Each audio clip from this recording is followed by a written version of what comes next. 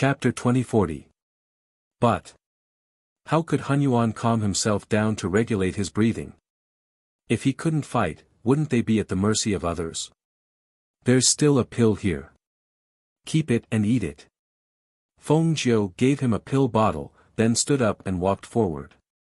The two demonic cultivators in front of them were no match for Zhuo Junyue and Second Master Chai. After a brief battle, both demonic cultivators were injured.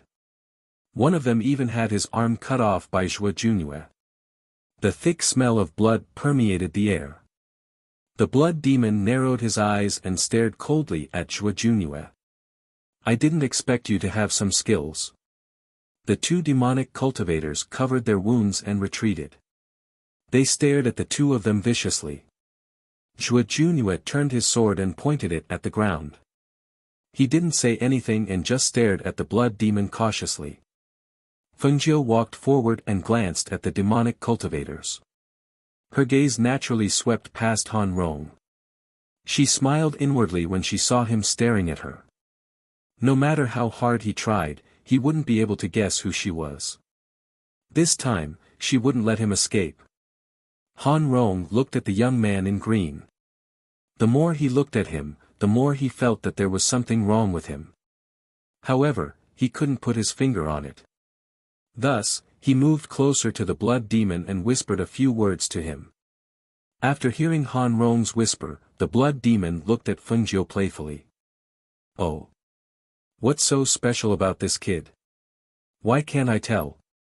Han Rong looked at the young man in green and said in a low voice, this young man doesn't seem to be afraid. His expression is calmer than the others. I feel that something is wrong. However, his cultivation is only at the gold core stage. I can't tell what is wrong. Is that so? Since there's something wrong, why don't you test him? The blood demon glanced at him and said. Han Rong froze when he heard this. However, he could only reply, yes. He walked forward and looked at the young man in green. He drew his sword and pointed it forward. You, come out. Feng Jiu raised an eyebrow when she saw the sword pointed at her. You're calling me? She took a step forward but was stopped by Zhuo Junyue. Go back. Zhuo Junyue frowned as he looked at Feng Jiu. He raised his hand and stepped in front of Feng Jiu. Seeing this, Feng Jiu smiled. He's pointing his sword at me. How can I dodge? One had to know that she had been looking for an opportunity to kill Han Rong. Now that the opportunity had presented itself to her, how could she let it go so easily? Zhuo Junyue frowned as he watched Feng Nine walk out from behind him. She walked forward step by step. You want to fight me? I accept. She smiled and squinted her eyes. Looking at this scene, Hunyuan was somewhat worried and couldn't help but yell, little bastard, come back here. Everyone from the Chai family, as well as Fan Yishio and the others, were shocked. What was Xiao Jiu trying to do? He was only in the Golden Core realm. Did he want to die? Compared to the worry of Master Hunyuan and the others, Han Rong looked at the azure-robed young man slowly walking over. Not only was he not afraid, he even gave him a mysterious smile. Seeing that smile, Han Rong felt a bit strange. Who was this young man? Why did he give off such a dangerous feeling? Chapter 2041. Seeing the youth's sudden smile, the devilish charm on his lips, and the glint in his eyes when he narrowed them, Han Rong's heart skipped a beat. He pointed his sword at the youth and shouted, Who the hell are you? You'll know soon enough. Feng Jiu said softly. As soon as he finished speaking, his figure had already dashed out. His movements were so fast that it was inconceivable. She did not use any weapons, but the moment she attacked, it was a sure kill move, aiming straight for the opponent's fatal spot. Whoosh! A gust of wind followed her figure as she dashed out. Her extremely fast movements and sure kill moves attracted everyone's attention. Even Han Rong could not react to Feng Jiu's sudden attack. He hurriedly dodged, but no matter how fast he dodged, he still felt a piercing pain on his neck. After quickly retreating, he suddenly looked at the youth. At the same time, he touched the wound on his neck and his eyes widened in shock. You are Dot. Before he could finish speaking, he saw the youth in green raise his eyebrows in surprise. His lips curled into a devilish smile. However, that smile did not reach his eyes. At the same time, the green figure attacked him again. Every step was filled with killing intent. Every move was filled with killing intent. It was aimed right at his face. His heart was filled with shock and horror. Fengjiu. This youth must be the ghost Dr. Fengjiu. It's that woman. He hated her to the core. He had all the information on her, her movements, her attacks, and everything about her in his hands. That devilish smile, that terrifying glint in her eyes, and that strange movement, there was no one else other than Fengjiu. However, he did not even have the chance to call out her identity. She closed in on him step by step, and her killing intent overwhelmed him. Damn it! He knew it was him. Whoosh! A sharp chi flowed out from Fengjiu's hand and slashed across Han Rong's arm. That was the chi of the saber aura, which was extremely sharp. With one slash, a deep wound appeared on Han Rong's arm. Blood gushed out and quickly soaked his clothes. Even though he was wearing a mask, it was obvious that his face was pale, his lips were trembling, and his eyes were filled with fear and shock. His panicked expression was seen by everyone, but no one could guess the reason for it. Although the green-robed youth's movement technique was amazing, he had only displayed the strength of a gold core stage cultivator. Although the blood demon found it strange, he felt that if Han Rong did not even have the ability to deal with a gold core stage cultivator, then she was too useless. Moreover, he didn't have a good impression of Han Rong. Even if Han Rong died here, he wouldn't feel the slightest bit of regret. At this moment, seeing that the young man in green was able to injure him and even forced him to a dead end, he was somewhat interested. Hiss! Ah! Han Rong sucked in a breath of cold air and screamed. His knees bent and he fell forward pathetically to the ground. The back of his right leg had been stabbed and fresh blood flowed out. It was so painful that his entire leg was twitching. When the surrounding demonic cultivators saw this scene, their eyes flashed. However, the blood demon did not ask them to help. They just stood there and watched. After all, it was Han Rong and not them who had been forced into a dead end. Chapter 2042. The number of wounds on his body increased one after another. He had narrowly escaped death time and time again, and this made him tremble with fear, but he also felt ashamed and angry. That damnable Fengjiu. She seemed to be able to kill him with every move, but she was able to injure him 70% without directly taking his life. She was playing him like a monkey. Did she want to watch him bleed to death? Did she want to torture him before he died? Damn it, he wouldn't let her have her way. He thought fiercely. Since the blood demon and the others didn't want to save him, he would drag Fengjiu down with him even if he had to die. Thinking of this, he clenched his teeth and mobilized the spiritual power in his body. He was going to use all his strength to fight Fengjiu. However, Fengjiu seemed to have seen through his intentions. Before he could attack, she had already rushed toward him. The dagger in her hand flashed coldly and slashed toward his throat. Swish! The dangerous slash left a shallow wound on his neck. The fear of death and the other party's teasing made him furious. He glared at her. I'll be ruthless with you. Hearing this, Fengjiu sneered. So he didn't want to be ruthless with her.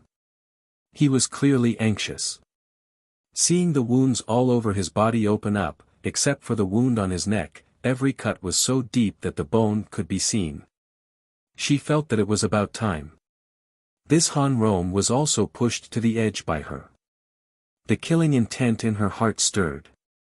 Her figure flashed, and the blade of the dagger pierced towards his lifeline. The blood demon, who had been watching, saw the murderous intent contained in the green-robed young man's blade. He could not help but look at Han Rong, who had stepped forward, and revealed a sinister smile. His sinister voice rang out at this moment. Not just anyone can kill the people under my command. As the blood demon spoke, he flicked his hand and a stream of air attacked from his hand. He wanted to knock away the dagger in Fengjiu's hand. However, at that moment, Fengjiu threw the dagger in her hand into the air. She rushed forward and dodged the blood demon's attack. After catching the dagger, she turned around and stabbed it toward Han Rong's chest. Swish! N. The sharp aura of the blade spread out. With a muffled groan, Han Rong stepped back. He glared at Fengjiu with unwillingness and hatred. He clutched his chest with one hand to stop the blood from gushing out. He was unwilling to fall. Just as the blood demon was surprised that Han Rong was able to dodge his attack, he saw Han Rong try to escape with his nascent soul after falling to the ground. A strange light flashed through the blood demon's eyes. He thought about how Han Rong's body was so heavily injured. If he didn't escape with his nascent soul, he might really die here today. Just as he was thinking about it, his nascent soul flew out from the body. However, just as the nascent soul escaped, the youth jumped up and tried to grab the nascent soul. Seeing this, he once again tried to stop the youth from killing the nascent soul. However, just as he sent out a gust of wind, the youth dodged to the side and waved his hand, letting out a roar eat him. Fengjiu's cold voice came out. She waved her sleeve and a ray of light flew out. It instantly turned into a fierce beast and swallowed the nascent soul. Roar! Chapter 2043. This sudden scene had already stunned everyone. Whether it was the demonic cultivators or the people on Han Yuan's side, all of them had their mouths wide open as they stared at the youth in green, only feeling that it was inconceivable. The majestic and mighty cloud-swallowing beast was already at the level of a sacred beast. At this moment, it stood obediently beside the youth, smacking its lips as if it was recalling the taste of the nascent soul that it had just swallowed. As for the youth in green, his temperament and aura seemed to have changed in an instant. The originally simple and honest youth was now filled with a devilish and wanton aura.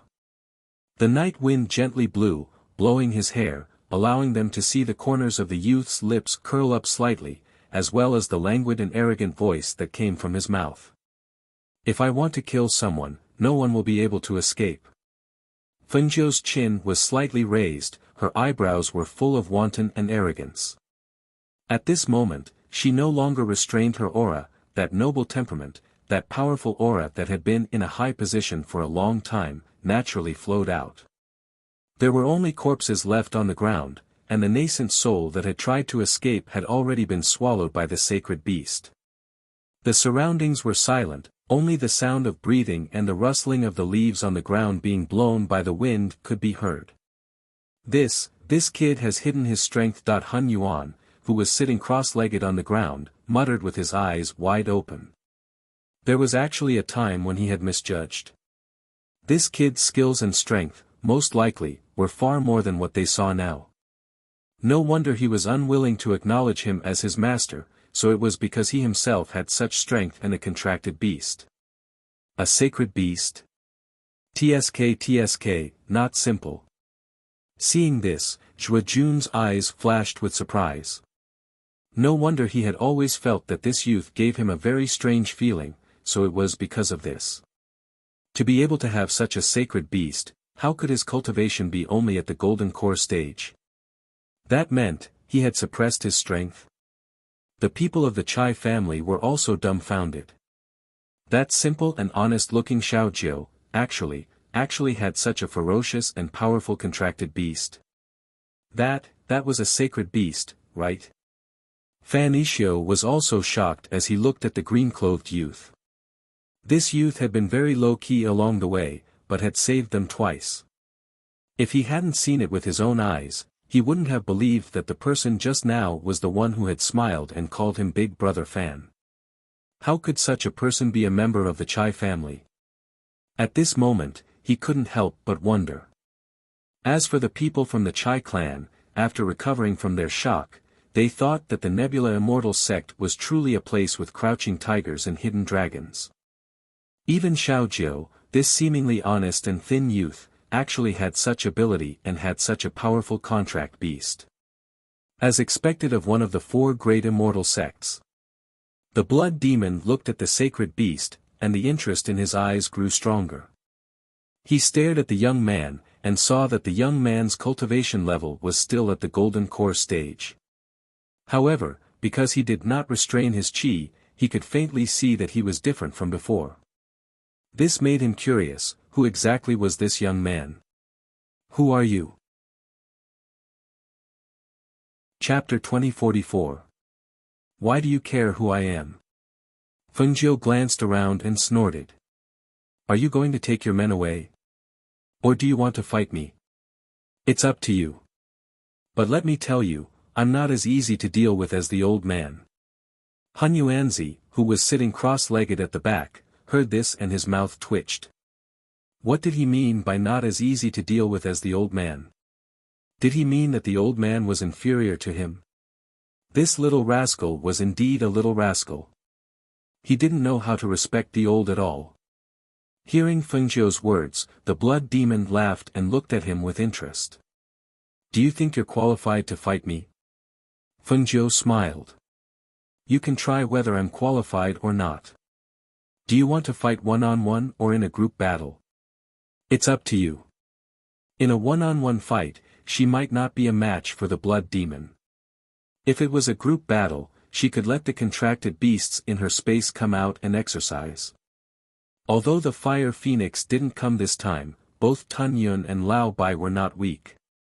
Seeing the arrogance and confidence between the young man's brows, the blood demon laughed sinisterly. Since you've killed my men, I should come and meet you.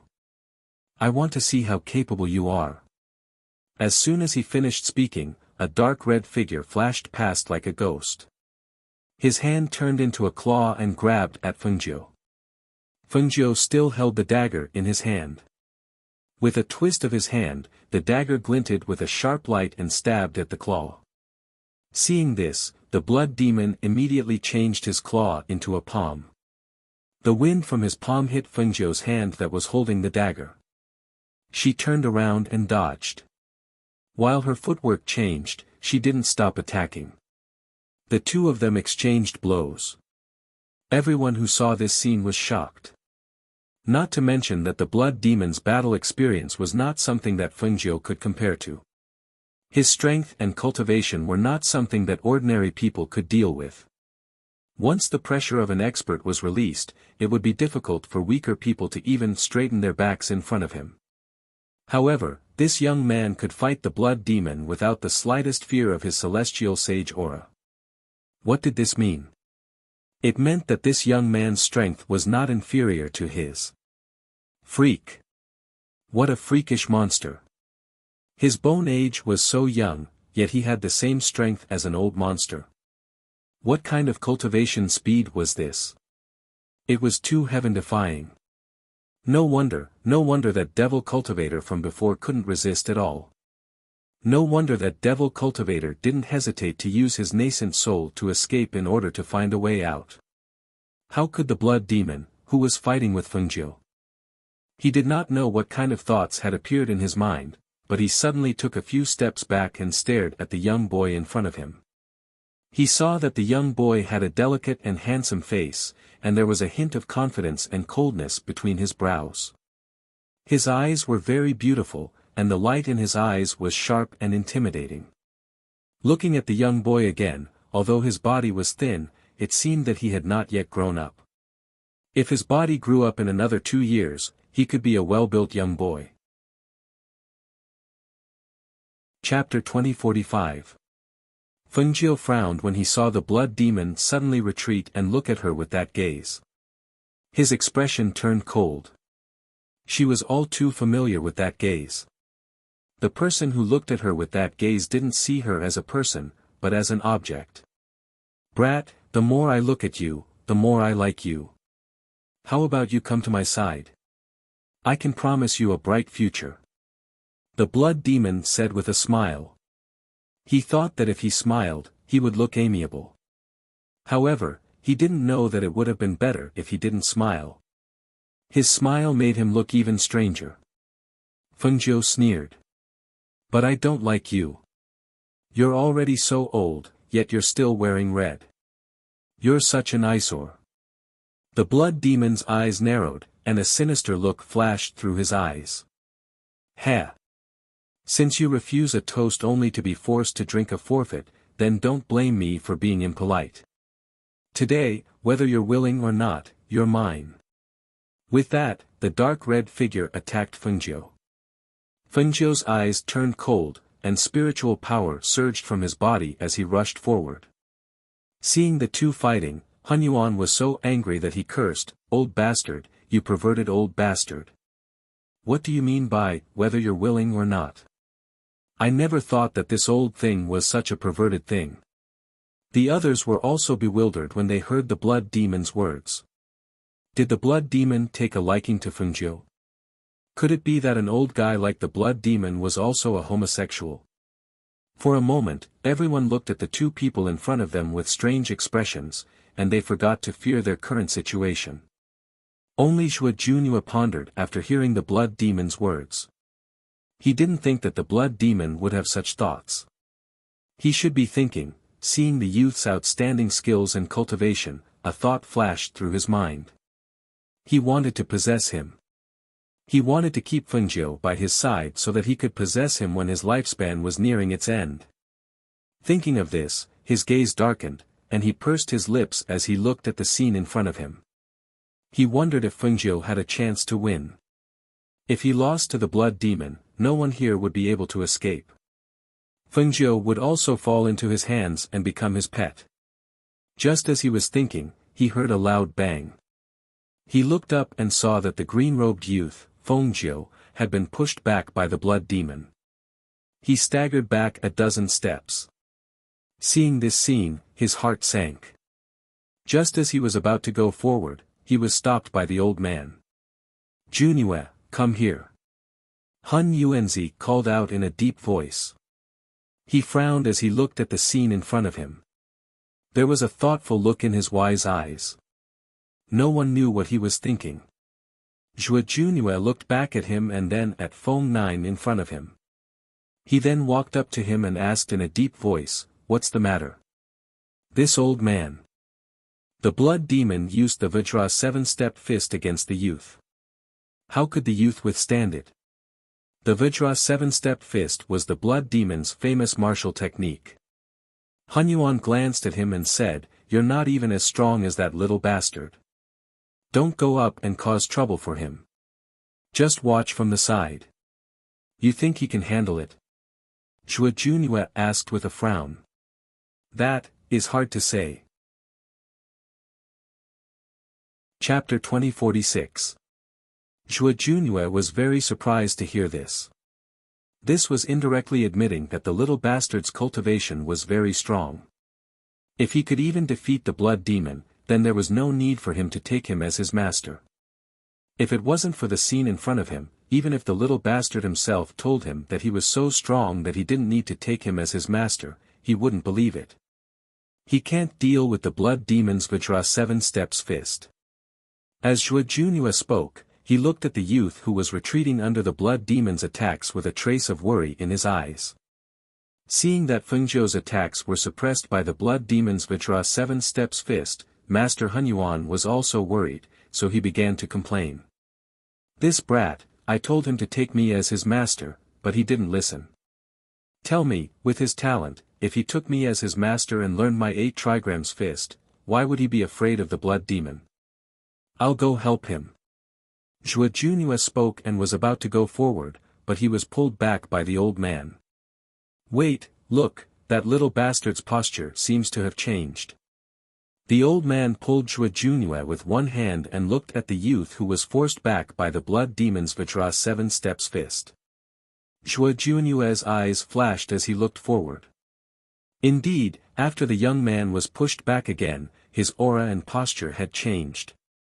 After he was pushed back, he squatted down and placed his palms together. With one hand lowered and the other raised, he stared at the blood demon. His aura had been completely restrained by his posture, making it difficult for the young man to understand what was going on. However, when the youth took a step forward, his originally lightning-fast steps became as light as a cat's steps. At the same time, his hands moved and his spirit force surged. The blood demon clenched his fist and let out a roar. A Vajra 7 steps fist containing 500 kilograms of force was thrown at him. However, the youth moved slowly and nimbly to the side. He nimbly grabbed the blood demon's hand and used the force to push back the 500 kilograms of force. Bang! Ah! With a bang, Bloodseeker was pushed back more than 20 meters. He crashed into a large tree behind him and let out a muffled groan. The tree he was leaning against broke with a crack, and a trace of blood flowed out from the corner of his mouth. With a gloomy gaze, he looked at the young man who was leisurely moving his hands. He watched as the young man gathered the surrounding spiritual aura between his hands, forming a circle that was visible to the naked eye. What fist technique is this?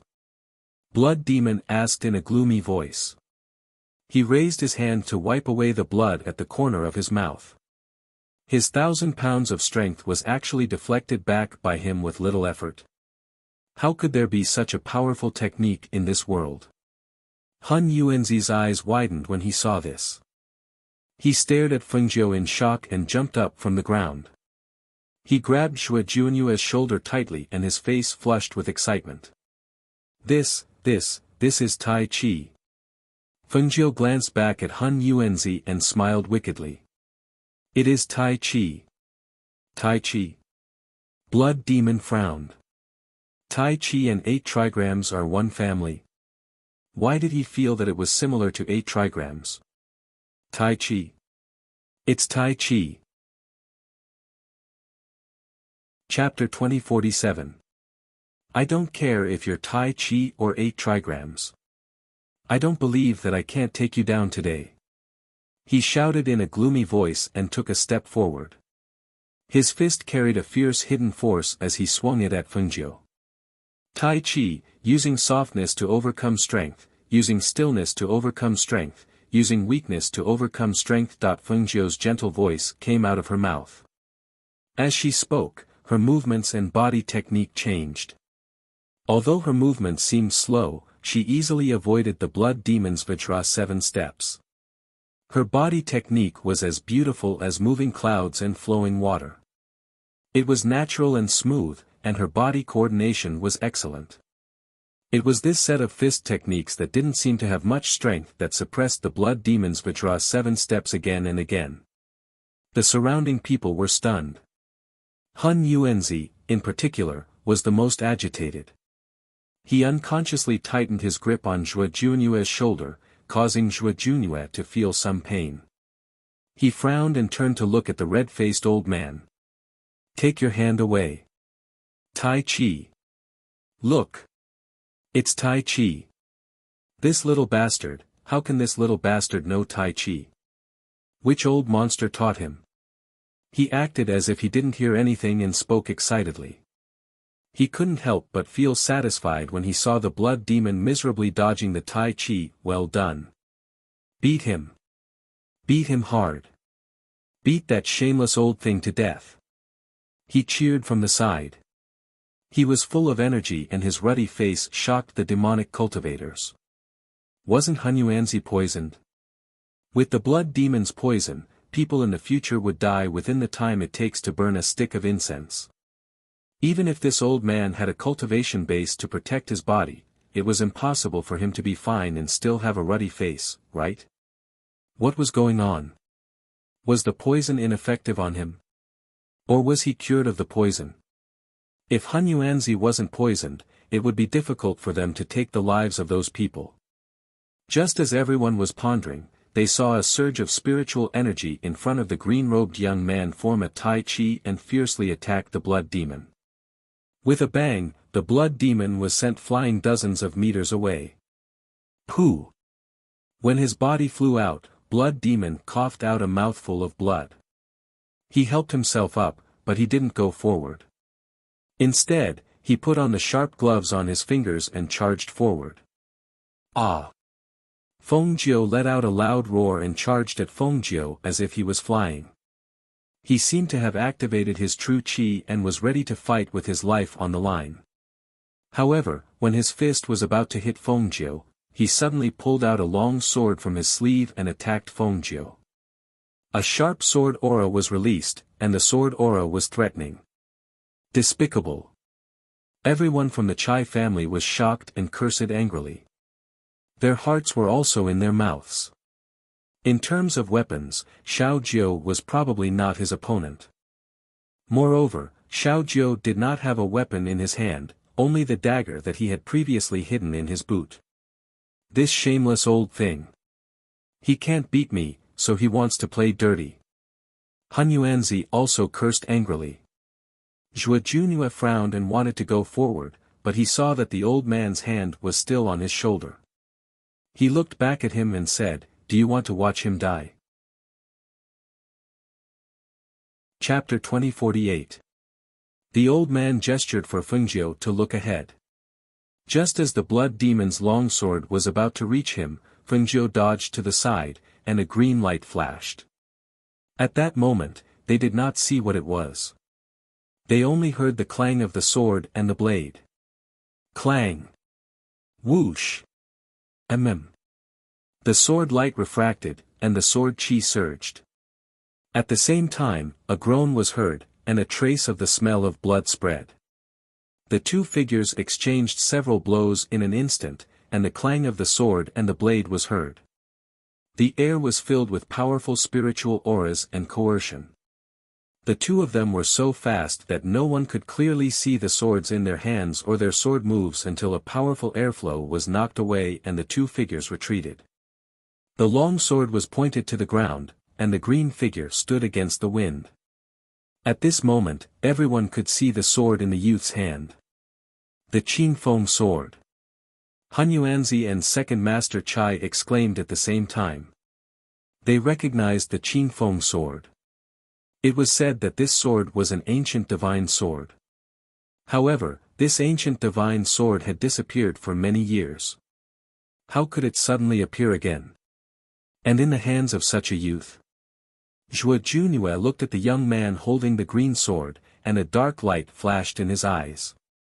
His expression changed for a moment, but it was so fast that people thought it was an illusion. He pursed his lips and looked quietly at the sword in the young man's hand that was glowing with a green light. The blade was sharp and cold, and the body of the sword was suffused with a green light. Before anyone could get close, they could feel the sharp sword qi. This was the ancient divine sword, the Qingfeng sword. Unlike the others, the blood demon was shocked when he saw the Qingfeng sword in the youth's hand. However, he was not shocked by the Qingfeng sword in the youth's hand. He was shocked by the youth's identity. "You're Fengjiu. You're Fengjiu, the ghost doctor. You're a girl." 3 consecutive affirmations came out of his mouth, and every single one of them carried monstrous rage, shock, and astonishment. If he hadn't seen it with his own eyes, he wouldn't have dared believe that this handsome young man before him was the renowned ghost Dr. Fengjiu in the lower continent. Damn it! He had wanted to capture him and trap him by his side so that he could take over his young body in the future, but now he knew that the young man he had his eyes on was actually a woman. When he was still the ghost Dr. Fengjiu that even the demon lord was wary of, one could imagine how he felt. Ever since they were involved in the matter of destroying his Phoenix dynasty, they had turned the tables around and destroyed 2 dynasties with lightning speed, shocking the other powers in the lower reaches of the continent. In a short period of time, they had even united the powers in the lower reaches of the continent, making it impossible for them to attack. This ghost Dr. Fengjiu had even been repeatedly warned by the demon lord not to provoke her. Who would have thought that they would actually meet her again in this fire forest? At this moment, she thought of the method she used to kill Han Rong. She thought of how she only attacked Han Rong. Even when Han Rong escaped with her nascent soul, she still did not let her off. She finally understood. So she was Fengjiu, she was the ghost Dr. Fengjiu. What? What ghost Dr. Fengjiu? What girl? Chapter 2049. However, the old man's voice was clearly weak when he spoke, as if he lacked confidence.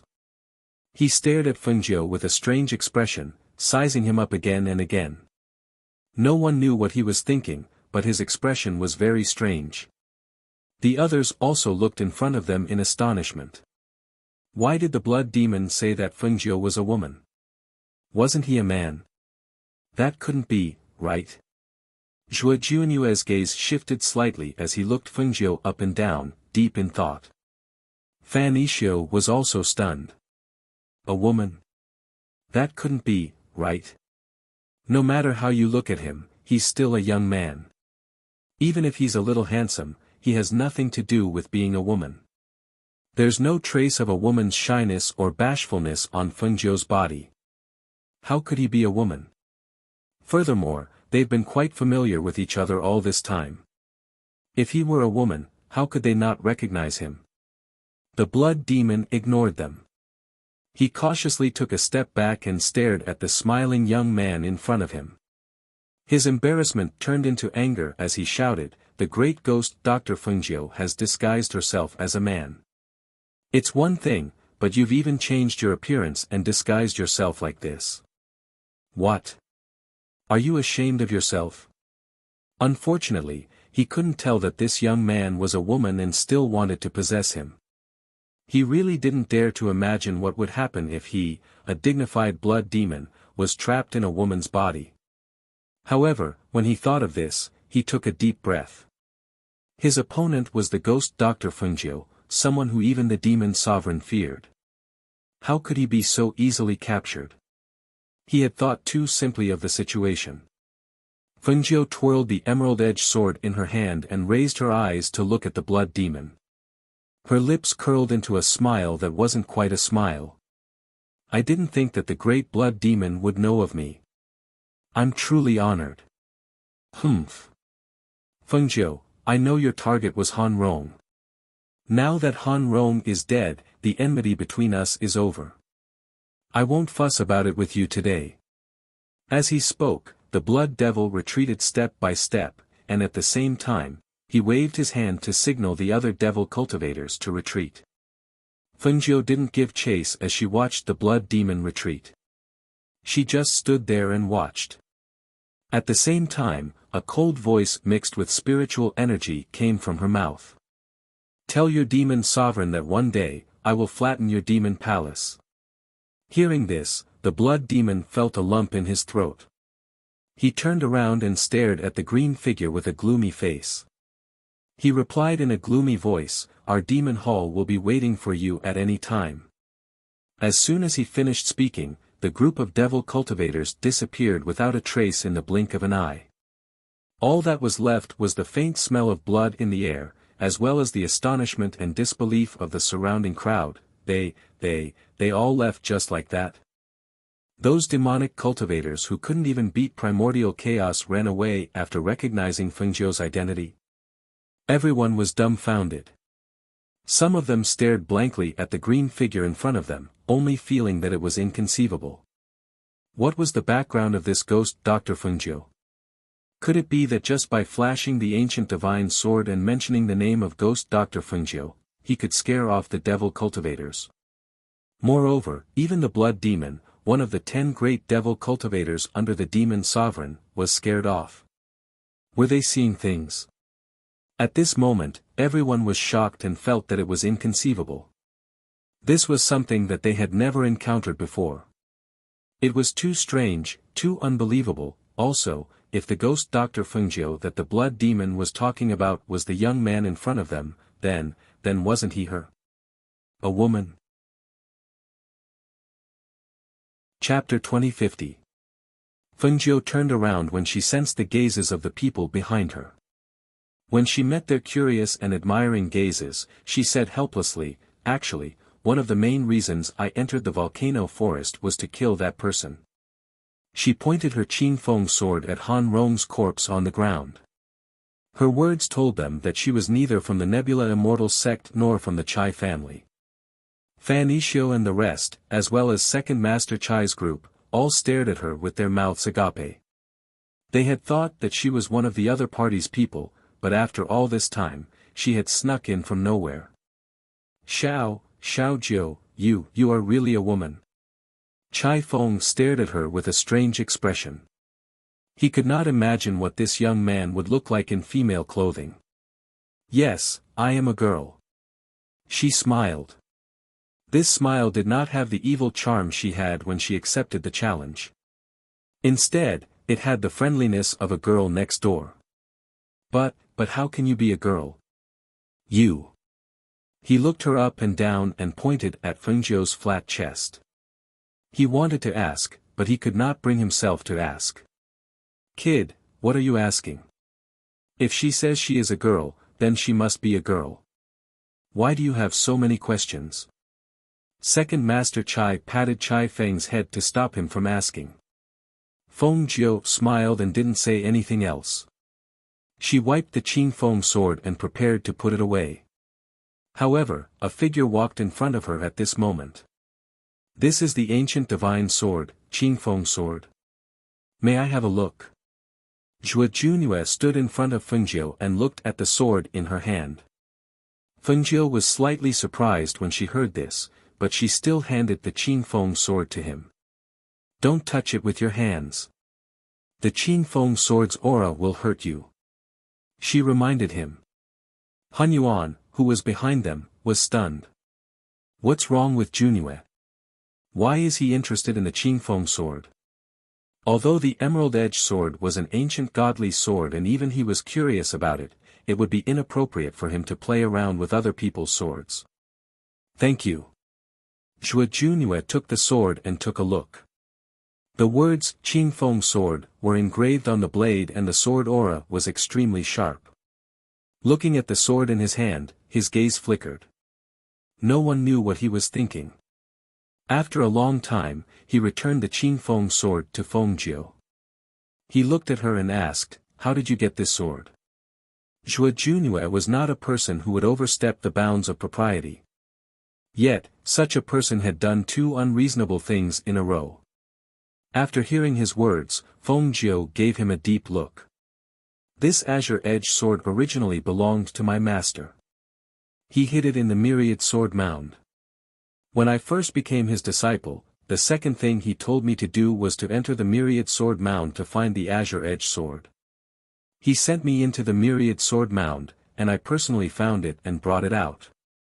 Zhua Junue, Qing Feng Qing Feng Qing Feng Qing Feng, Qing Feng Qing Feng Qing Feng, Zhua looked, she, Qing Feng Qing Feng Qing Feng, Zhua Junue looked at her with deep eyes. He seemed to have many things to say, but in the end, he shook his head and did not speak. Fengjiu stared at him and said, my master's surname is Chu. She saw that Zhua Junue had lowered his gaze and concealed the look in his eyes. Her heart skipped a beat and she handed him a token. If you have the chance in the future, you can come find me at the Heavenly Pill building in 100 River City. Chapter 2051. What are you trying to do? Are you trying to run away again? Han Yuanzi came to her side and glared at her. You're so heartless. Are you going to leave us behind? Also, why don't I have the token you gave him?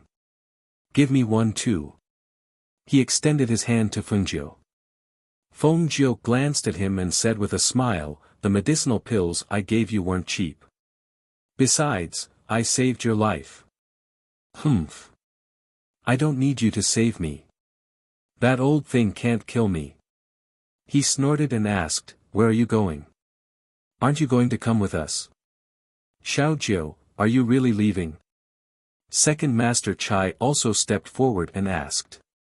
It was thanks to her that they were able to survive this journey. If it wasn't for her, it would have been very difficult for them to survive. Now that they heard that she was leaving, they couldn't help but feel anxious. Feng Jiu saw that they were all nervous, so she smiled and said, I still have some things to do. Originally, I sneaked into your team to not be so conspicuous and to not be discovered by Han Rong. Now that he is dead, I have to leave. Then, will we meet again? Second Master Chai asked. He wanted to know what she gave Xue Junue. If they needed her help in the future, where would they find her? Feng Jiu smiled at Second Master Chai's question. You can find me at the Heavenly Elixir Building in 100 River City. As she spoke, she leaped into the air and sat on the back of the super divine beast, Cloud Swallowing, who was standing at the side. We'll meet again. She cupped her fists and bowed to everyone. Her gaze swept past Han Yuanzi and landed on Xue Junue. She was going to ask someone to investigate Xue Junue's background. Hey, don't be in such a hurry to leave. I want to go with you. Where are you going? I want to go with you too. Han Yuanzi reacted and quickly followed. Feng Jiu's mouth twitched when she heard this. She sat on Swallow Cloud's back and looked at the old man who was tugging at her clothes like an old urchin. She asked, You still want me to acknowledge you as my master? No. Han Yuanzi shook his head and said. Suddenly, he smiled and looked at her. However, this old man wants to be your disciple. You can teach me Taiji Fist. I was so excited when I saw those moves, and they were similar to my Ba Gua Quan. So, I want to learn your Tai Chi Fist. Please accept me. Hearing Huan Yuan's words, not only were the people of the Chai family stunned, even Fan Yishio and the other disciples of the Immortal Sect were stunned. Their Nebula Immortal Sect's Tai Shan actually wanted to take Feng Jiu as his master. Wasn't this too reckless? Although Feng Jiu's medical skills and strength were outstanding, Han Yuanzi's age was obvious. It was inconceivable that such an old man would want to take a young man, no, a woman as his master. No matter how one looked at it, they couldn't understand what Han Yuanzi was thinking. Upon hearing Han Yuanzi's request, Feng Jiu's eyelids twitched. He glanced at him and said, You're too old. I won't accept you. Hearing that he was being ignored, Han Yuanzi anxiously stomped his feet. How am I old? Didn't you say that my face was rosy and my skin was smooth without any wrinkles? Why are you complaining that I'm old now? Chapter 2052. Tun Yun leaped into the forest with Feng Jiu. Han Yuanzi panicked when he saw this. Wait for me. Wait for me, old man. He shouted and was about to chase after them when someone pulled him back. Senior Granduncle. Fan Yishio pulled him back and asked, Senior Granduncle, what should we do if you leave? They had not reached the depths of the forest yet. If they left, it would be difficult for them to reach the depths of the forest. Let go. Let go. The old man swung his hand and looked back at them angrily. What do you mean? Do you still need to ask me such a simple question? That little bastard has left, and this old man has to chase after him. I definitely won't be able to protect you. Hurry up and go back along the original path. Hurry up and get out of this volcano forest. Otherwise, if you continue to walk forward, who knows what you'll encounter. Second Master Chai nodded. You're right, Immortal Monarch. That's what I plan to do too. If all of them left, then they naturally couldn't go any further. They had already encountered enough on this trip, and it was too dangerous to go in without the protection of a strong warrior. This Fire Mountain forest wasn't a place they could come to, so it was better to leave, lest the younger generation of the clan die here. Fan Yishio was startled when he heard this. He looked at Han Yuanzi and Second Master Chai. After a long while, he turned to his junior brothers and sisters. What do you all plan to do? They looked at each other and said, Eldest senior brother, we also think that it's better to leave. Moreover, we want to go home after we get out of here. Fan Yishio nodded. That's good. Let's leave it at that. He looked at Han Yuanzi and said, Senior Granduncle, in the future. Before he could finish, he saw Han Yuanzi rushing forward. At the same time, his anxious voice was carried by the wind. All right, all right. Don't talk too much to the old man. Hurry up and go back. The old man wants to find that little bastard. If we don't go after her, she'll be far away. Junue, hurry up. After hearing his words, Junue nodded to the others and rushed forward to catch up with the old man. You're still injured. Don't you have a mount? Why don't you use it? With this reminder, Hunyuan was startled. That's right. I have a mount too. I've really been angered to the point of stupidity by that little bastard. I almost forgot that this old man also has a mount. As he spoke excitedly, he summoned his mount and leaped onto it. At the same time, he ordered his mount to run forward. Seeing this, Junue raised his chi and followed closely behind Hunyuan, searching for Fengjiu. After watching them leave, Second Master Chai sighed and turned around to look at the crowd. The sky is getting brighter. Let's hurry up and leave. We should be more vigilant on the way back. Yes. Everyone responded. After they were done, they quickly left. However, as they walked, there were still many people who looked back. They felt that this trip to the volcano forest was really unforgettable. Everything that happened along the way would still be remembered clearly after a long time. On the other side, Fengjiu was in a good mood after finally killing Han Rong. Now that Han Rong was dead, all she had to do was go to the depths of the volcano forest to find some fire spark stones and bring them back. Then she could leave this place. Chapter 2053. The corners of her mouth twitched uncontrollably. About 100 meters behind her, the gray-robed old man was riding on a strange-looking mutated beast. Beside him was the expressionless Junue. When she saw the two of them following her silently, she couldn't help but sigh. Behind them, when he saw that Fengjiu had noticed them, the old man grinned. He didn't have the slightest awareness that he was tailing someone. He even excitedly waved his hand at Fengjiu, "Hey, little rascal." Halfway through his words, little rascal didn't continue. Instead, he shouted, "Little master." Humph, in terms of shamelessness, if this old man claimed to be second, no one would dare to claim to be first. Although he was at a disadvantage, if he could learn Tai Chi, he would be very excited. So, who cared if she agreed or not? If he called her little master first and pestered her, he didn't believe that she wouldn't teach him. Why aren't you following them? Why are you following me? She asked helplessly. This old man was too careless. Wasn't he worried that those people would all die here? After all, they had been together for a long time. How could he not care about their lives? I asked them to go back first. Why would I still need you to protect them? As the old man spoke, he gestured for his mount to come forward. He came to Fengjiu's side and said, "Besides, I want to learn Tai Chi from you. I've already called you little master. You can't go back on your words. I didn't force you to call me that." Fengjiu glanced at him. "Besides, I didn't preach. You can't do this." The old man felt wronged, but he couldn't do anything about it. Seeing this, Fengjiu looked at him, thought for a moment, and said, "I have to go back after I'm done. It's not convenient for me to stay here for long. You know that I have the Aurora teleportation scroll.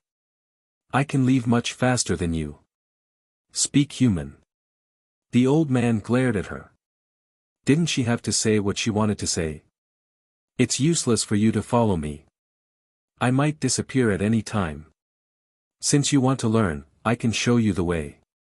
Fengjiu looked at him and said, "What path?" "Let me tell you, I will only learn from you. Don't push this old man to some random person." He snorted with a proud look on his face. Not everyone can make this old man call him little master. You don't need to call me master. Go to the 100 Rivers City's Heavenly Dan building and find someone called Lang Hua. His Tai Chi was taught by me. You can go and learn from him. Fengjiu said with a smile. No way. Who knows how much of what you taught him he learned? If he can't learn anything, he can teach me. I don't dare to teach him. He turned his eyes and stared at Fengjiu, asking, what are you going to do in the depths of the forest? Hearing this, Fengjiu looked into the depths of the volcanic forest and said, since I've come to the volcanic forest, I naturally want to bring some fire-spark stones back and see if they are really useful treasures. In that case, wouldn't it be better for us to follow you? If anything happens along the way, we can take care of each other. Besides, this old man is injured now. If someone wants to kill this old man, won't this old man be dead for sure? Also, this old man has been here before.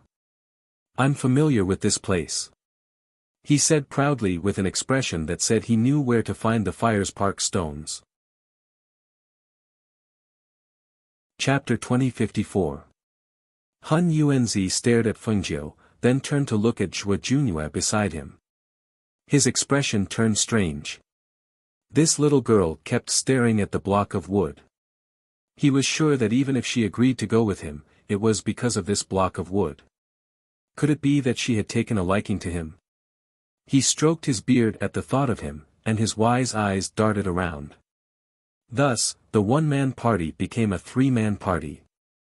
Fengjiu and Han Yuanzi sat on their mounts and slowly walked into the forest, while Zhuo Junue followed beside them. They chatted along the way. Little girl, you. I'm wearing men's clothes now, so don't call me a little girl. Just call me Xiao Jiu. Fengjiu said as she looked ahead. Alright, then let me ask you. Who did I learn Taiji fist from? Is it your master? The old man looked at her excitedly. This little girl could execute such a fist technique so skillfully. She wasn't simple at all. Fengjiu looked at him with a strange expression. Do you have to ask which chicken laid an egg when you want to eat it? The old man choked on his words and was instantly rendered speechless. Fengjiu looked past him and fixed her gaze on Zhuo Junue. Who else is in your family? What was better and faster than asking the person herself for information? Hearing this, the old man widened his eyes and stared at Fengjiu with a strange expression. He thought to himself, why is this little girl asking about this so openly? Even if she's interested in that block of wood, she shouldn't be so direct. Thus, he coughed lightly and said, why don't you ask me what you want to know? This old man knows his situation better than anyone else. He straightened his back and looked at Fengjiu with a look that seemed to say, come and ask me, come and ask me. The old man saw that she was ignoring him, so he couldn't help but say, he has two parents in his family. He has a grandmother and a pair of younger siblings. He's 27 this year, and most importantly, he's not married yet. Fengjiu's eyes flickered. Oh. Grandmother is here too? Then where is his home? This time, she looked at Han Yuanzi.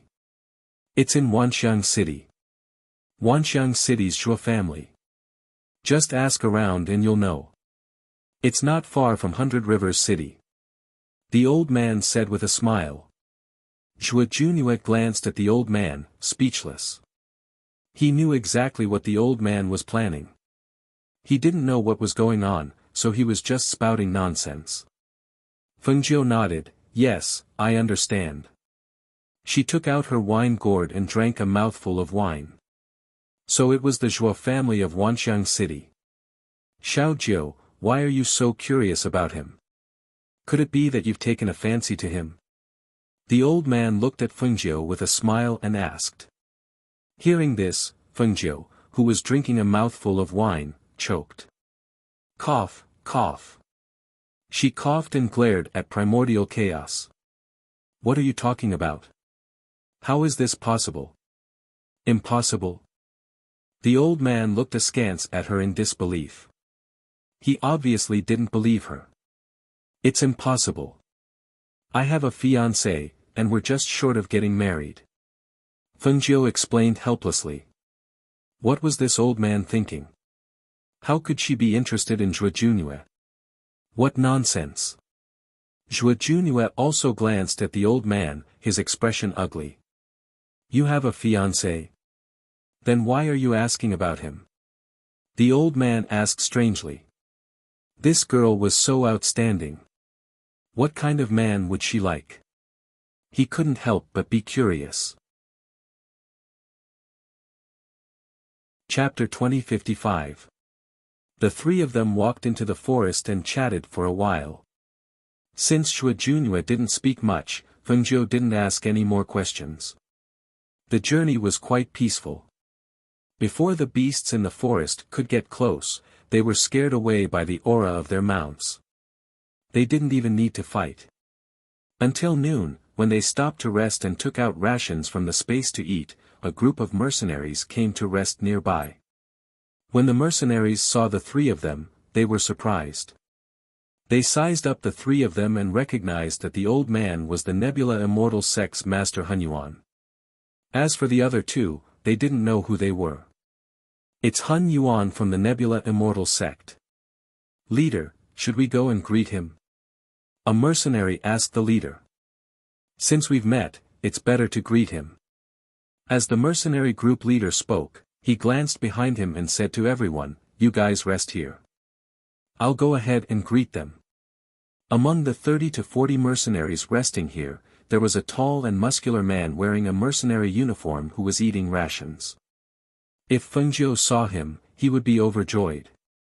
This was because this person was none other than Guan Shilin, who went out to train after coming here.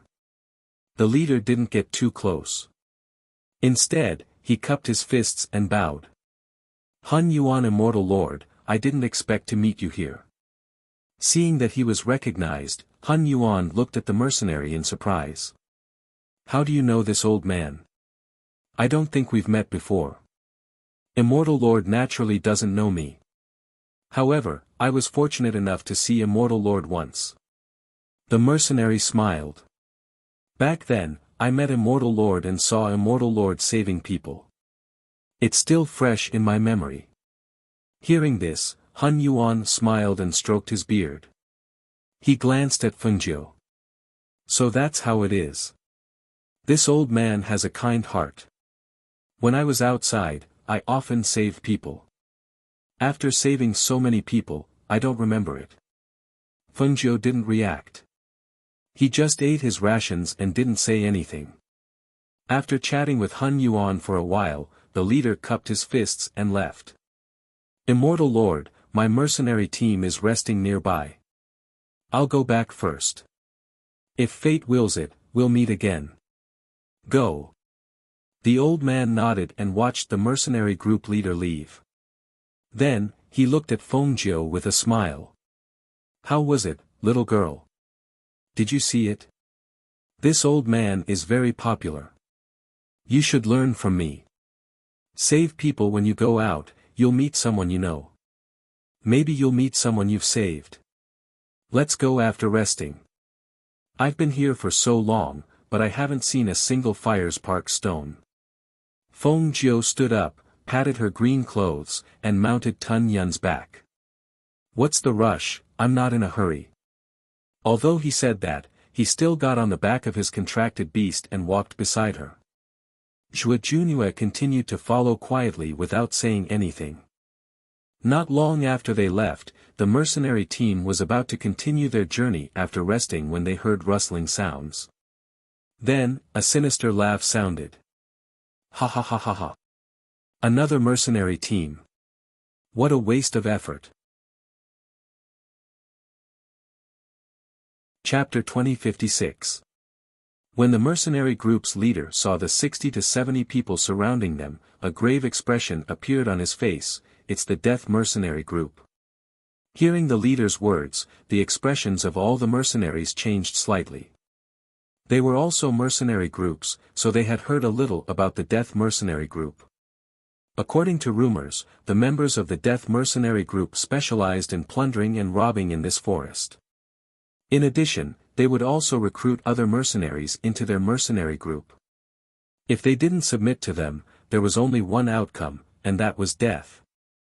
What caused their expressions to change was that these people's cultivations weren't weak, especially their combat strengths.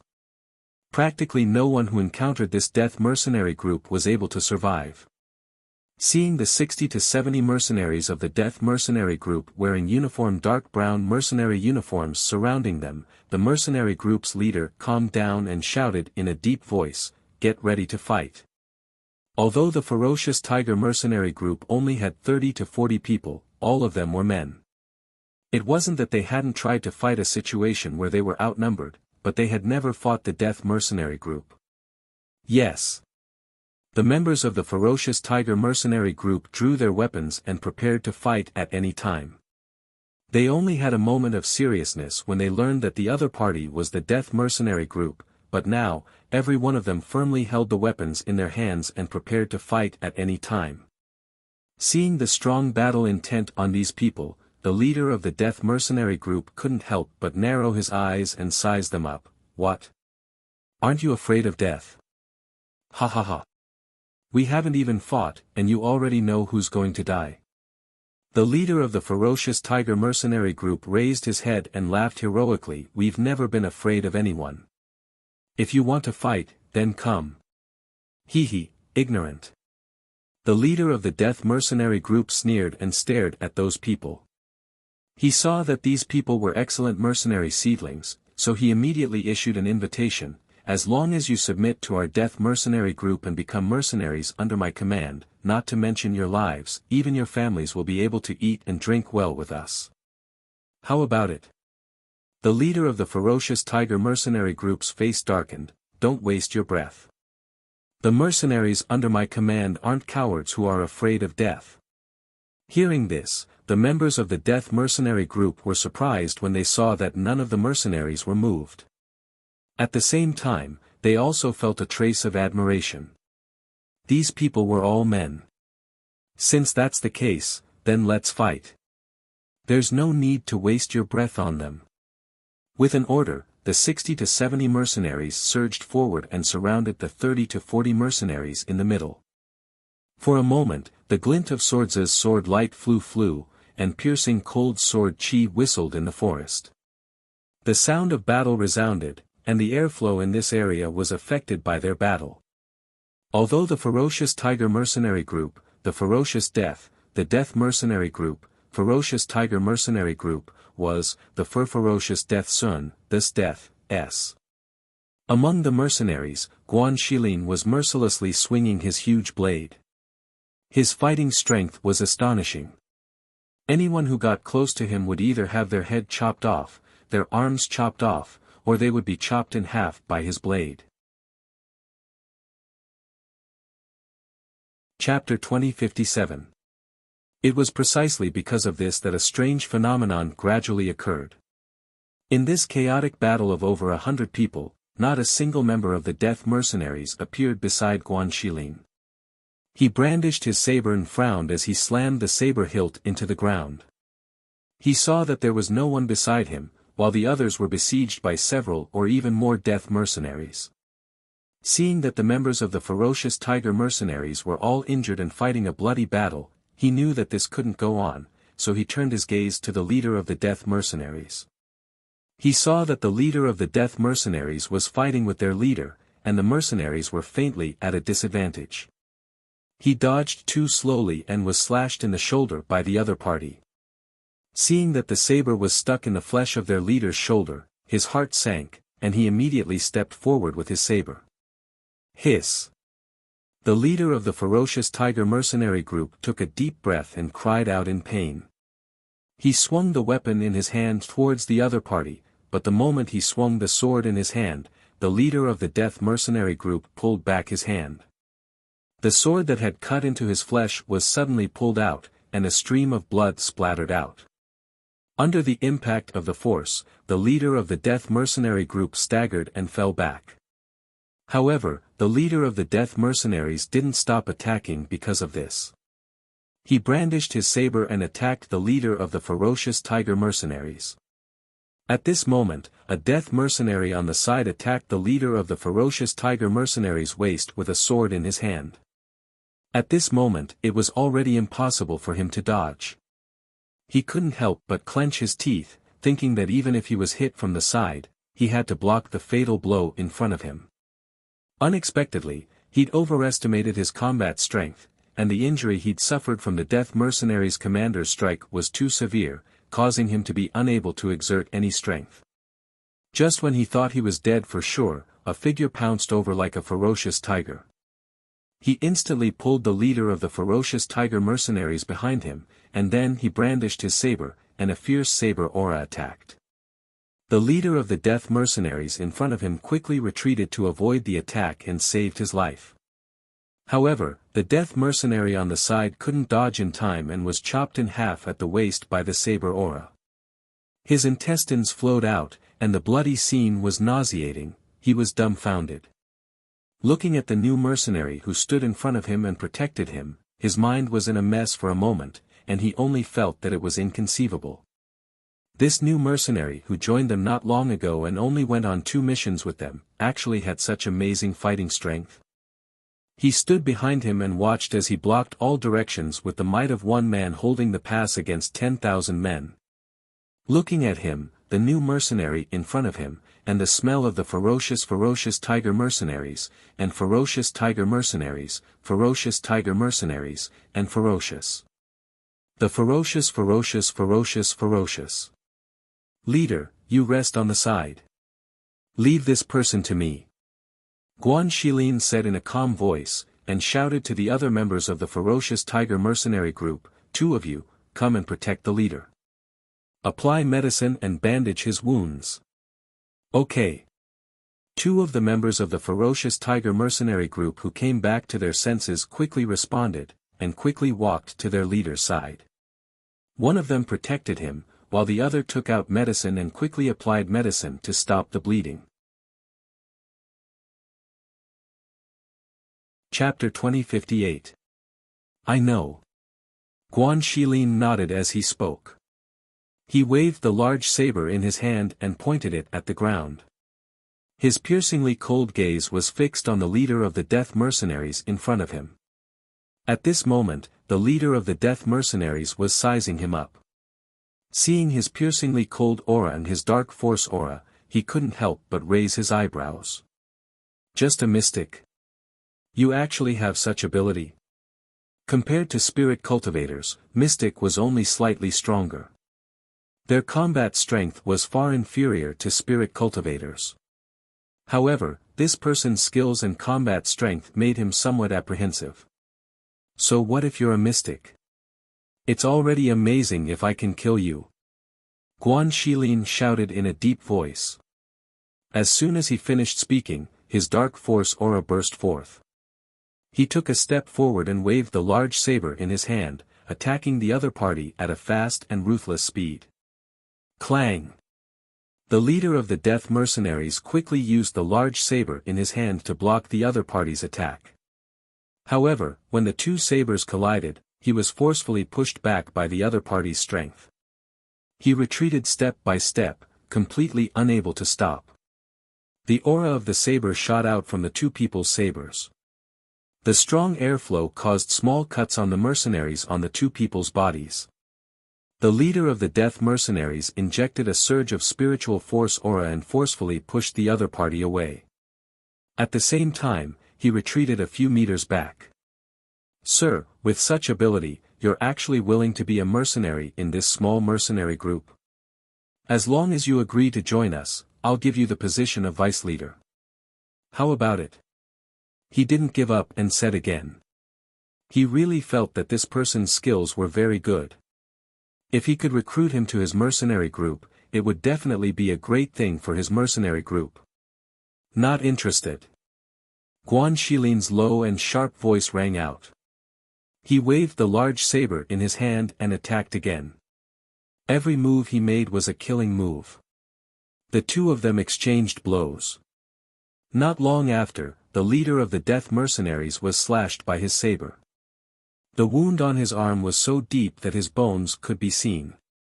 Fresh blood gushed out and quickly dyed his mercenary uniform red. Damn it! He cursed under his breath and stared at Guan Shilin gloomily. However, he saw Guan Shilin take a step forward and attack him again. Guan Shilin swung his broadsword with great force. Guan Shilin tried to block it with the broadsword in his hand, but it was suppressed by Guan Shilin's broadsword. Guan Shilin's strength was so great that his hand was numb. Clang! The hand that was holding the broadsword trembled, and the broadsword in his hand fell to the ground. Looking at the incoming attack, he was shocked. As he quickly retreated, he grabbed a member of the death mercenary group and used him as a shield. So. Ah! The sound of the blade piercing into the body was heard. The mercenary's eyes widened in shock. He stared at his leader in shock and anger. He had never thought that he would be used as a shield. Humph! How cold-blooded and heartless! Guan Shilin snorted coldly. He took another step forward and swung his saber again. This time, I'll take your head. The murderous voice rang out, and the sharp and intimidating murderous intent caused the leader of the death mercenary group to be shocked. He had never thought that this person's strength would be so strong. The strength of his opponent's attack was so strong that he couldn't compete with it. Moreover, his skillful killing moves made him fearful. Chapter 2059. Whoosh! Ah! The sharp energy of the saber slashed down, and a shrill scream rang out. It echoed in the forest, causing people to tremble in fear, and their hands and feet to turn ice cold. The aura of death permeated the air, especially when the members of the death mercenary group saw their leader being chopped in half by the mercenary wielding a broadsword. That scene was too bloody and too shocking, to the extent that many of them were unable to react. They stood there blankly for a long time, unable to return to their senses. Kill! The leader of the ferocious tiger mercenary group, who was shocked by the scene in front of him, suddenly came back to his senses. He looked at the stunned members of the death mercenary group and immediately ordered his mercenaries to kill. Kill! Kill! Kill! Kill! Under the leader's order, even though the members of the ferocious tiger mercenary group were injured, they quickly swung their blades at the death mercenary group after coming back to their senses. They wanted to catch them off guard and kill them without leaving a single piece of armor behind. Roars filled with excitement and battle intent came from their mouths.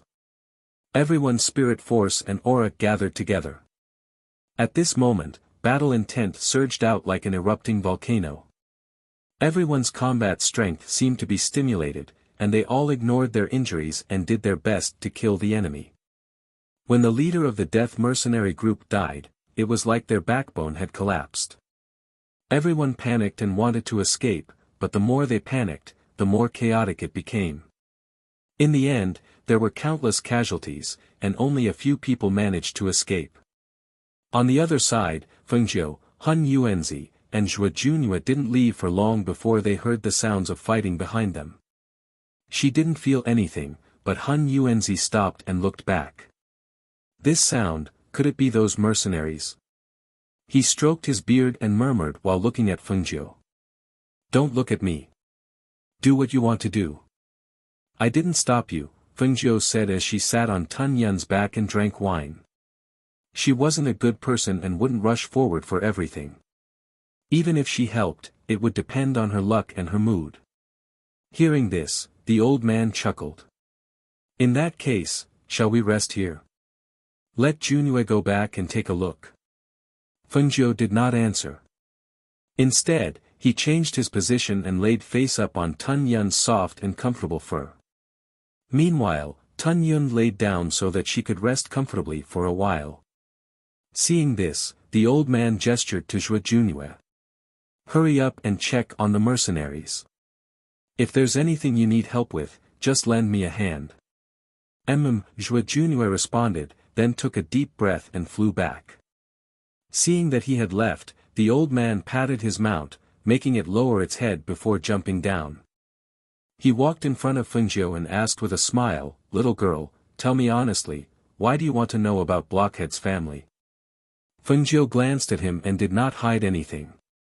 Instead, he directly said, "I am helping my master find his descendant."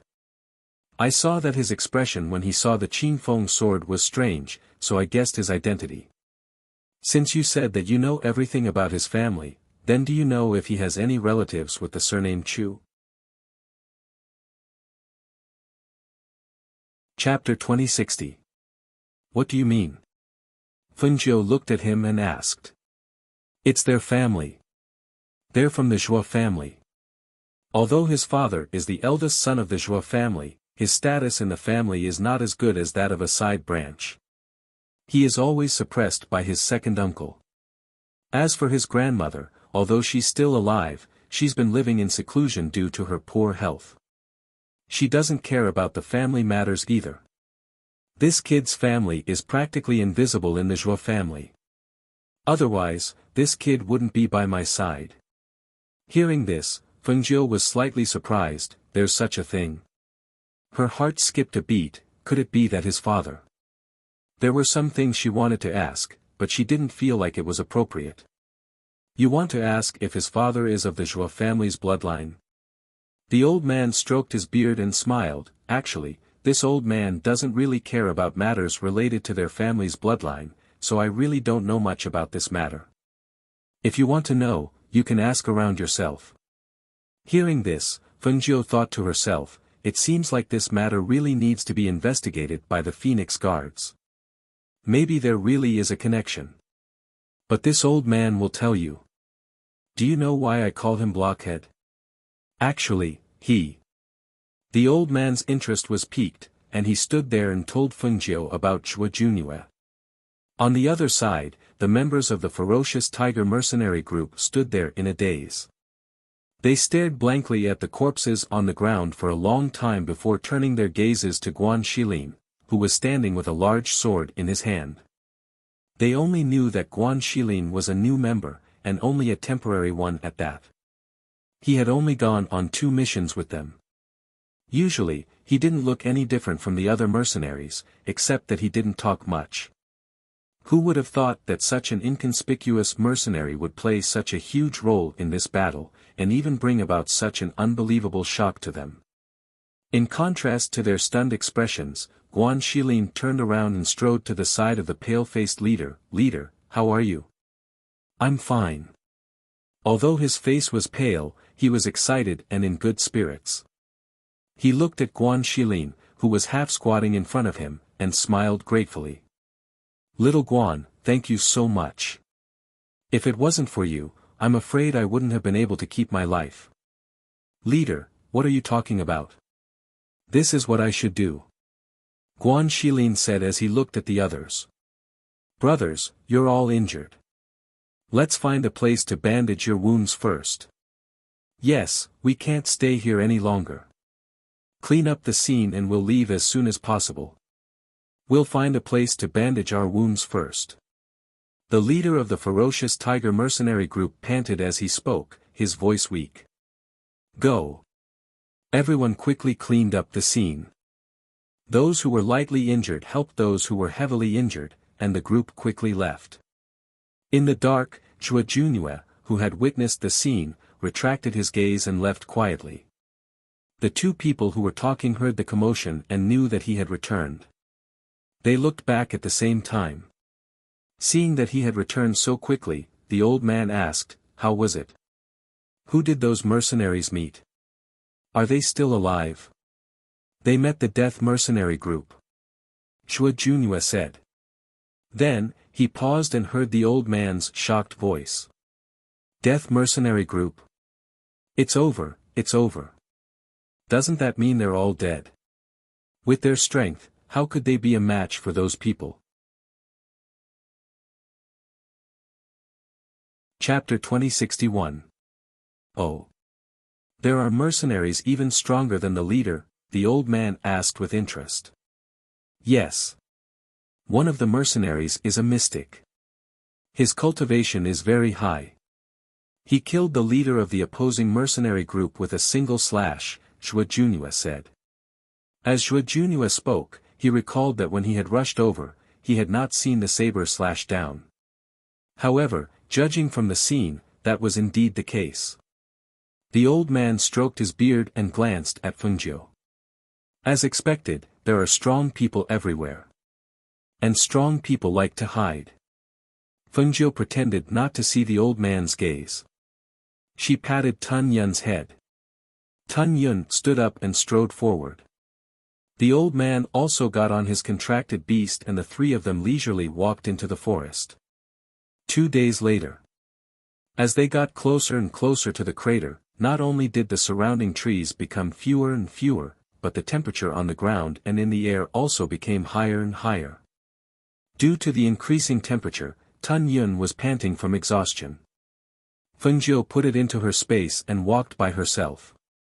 The old man put his contracted beast away as well. The three of them walked slowly together. Is this place always so hot? Fengjiu asked. Even though she was stepping on the ground, she could still feel the scorching heat. Under the hot air, she was sweating non-stop. She drank a lot of water along the way. We're close to the crater. There are still some trees here. If we go further, there won't be any trees, let alone weeds on the ground. Even ferocious beasts won't come here, the old man said as he wiped his sleeve. The old man raised his sleeve to wipe his sweat as he said, but in these places, you should pay more attention to the black stones under your feet. Those glowing black stones are the fire spark stones. They belong to the fire attribute and are extremely useful for the cultivation of fire attribute people. Fengjiu looked at the ground under her feet. The ground was very dry and there wasn't a single blade of grass in this area. As for the glowing black stones the old man mentioned, she didn't see them. The volcano erupts once every 3 months, especially those rock ores. You guys have to be careful. Don't get splashed by the rock ores. There's no cure for it. The fire poison is very strong. If you're not careful, you'll lose your life. The old man reminded the two of them as they walked. However, there's another treasure here other than the fire spark stones. Upon hearing this, Fengjiu looked at him and asked curiously, what treasure? Halfway up the volcano, there's a kind of spiritual herb called the illuminating flame grass. It's said that this herb has a wide range of uses and is very precious.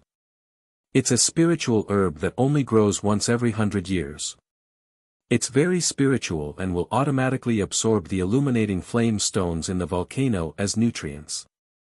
When the volcano erupts, it will slip away and move to another place. After the volcano erupts, it will appear again halfway up the volcano. After so many years, it seems that only a few have seen the world. Fengjiu was surprised. It can move on its own. Then it can transform into a medicine spirit. The old man looked at her and said, this volcano erupts once every 3 months. How can it have time to transform into a medicine spirit? It's said that this kind of medicine is born like this. It can only be found in this place. You can't find it anywhere else. Chapter 2062. Hee, that's right. This old man is here for it. He smiled as he stroked his beard. This dazzling fire herb has another name. It's called the celestial herb. I heard that it has the miraculous effect of prolonging one's life, curing all kinds of internal injuries, and greatly increasing the cultivation of fire attribute cultivators. Naturally, this old man wants to find one just in case.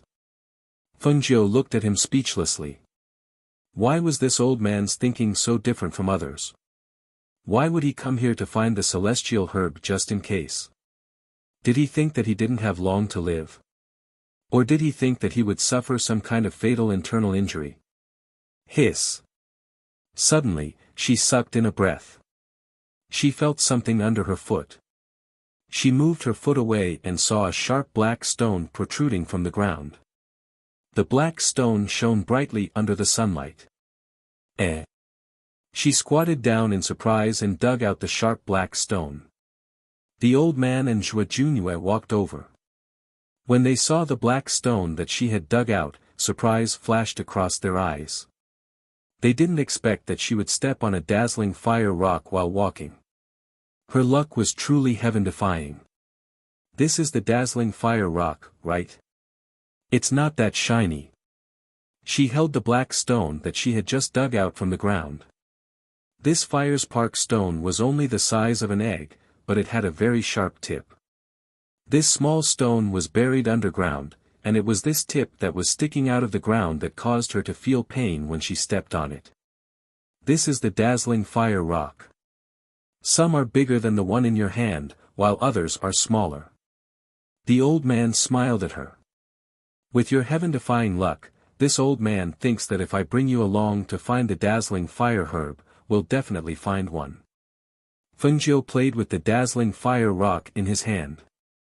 He looked at the old man with a sly smile. If I find it, I won't give it to you. If you find it, then it's naturally yours. This old man can exchange it with you. Han Yuanzi glanced at Fengjiu. Don't worry. I won't take advantage of you. There's a fire-spark stone here too. Zhuo Junyue's voice suddenly caught their attention. Where? Where? The old man hurried forward and saw Zhuo Junyue bending down to dig up a fist-sized fire-spark stone. The old man couldn't help but feel a little envious when he saw this. His words were filled with jealousy. You two are bullying this old man. Are my old eyes not good? How come the old man didn't find it when he was walking around? Hearing this, Zhuo Junyue glanced at him and threw the fist-sized fire-spark stone into his arms. Here. The old man stared blankly at the fist-sized fire-spark stone in his arms. You don't want it? This is good stuff. There should be more in this area. We can continue searching. As Zhuo Junyue spoke, he slowed down his pace. As he walked around, he looked for any abnormalities on the ground. That's true. The old man nodded. He put away the fire-spark stone and continued to search at the side. Fengjiu lowered his head to look at the fire-spark stone in his hand. He also searched in this area. As Zhuo Junyue said, there should be more than 2 fire-spark stones in this area. Chapter 2063. Because they searched carefully in this area, they really did find a lot of fire-spark stones. Fengjiu and the old man were very happy. The two of them even competed to see who could find more later. Although it was hot here, they were still laughing because of their mood. Their laughter naturally attracted the attention of some people in the area. There were 3 groups of people who noticed Fengjiu and the others. One of them might have recognized Han Yuan, but after seeing the person who was squatting on the ground digging for fire-spark stones, they waved their hands and quietly left.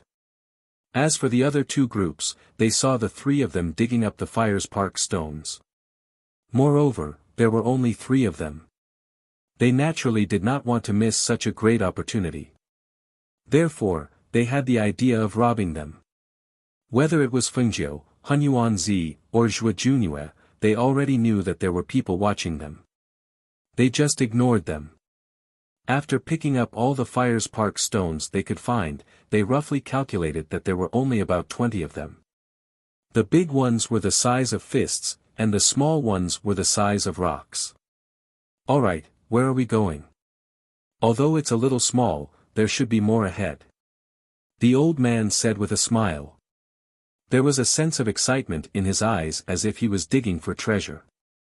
Fengjiu played with the fire-spark stone in her hand. She looked at Han Yuanzi and Zhuo Junyue and said, "We've been robbed along the way. Do you think we'll be targeted again?" In fact, she wanted to rob them instead. These people who specialized in robbing here must have a lot of good stuff on them. Thinking of this, she did not want to take a step forward. The weather is hot. Why don't we find a place to rest before we continue?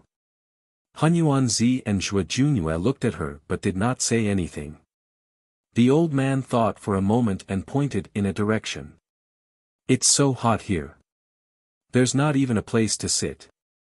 Why don't we go over there and take a look? Feng Jiu looked in the direction he was pointing and happened to see the person who was hiding.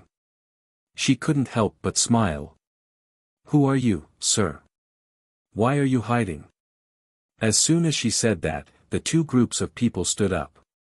However, they ignored Feng Jiu's group and started fighting. "We were the ones who set our sights on this prey first," the leader of one of the groups shouted. "We're in charge of this place. Since we're here, the things are naturally ours." "What? You want to fight? Don't forget that we've fought before." "All right. In that case, let's get those things first and then divide them equally." The two groups of people were discussing here. When they looked up, they could faintly hear the voices of the three people. "What the hell are you trying to do? These people are here to rob you.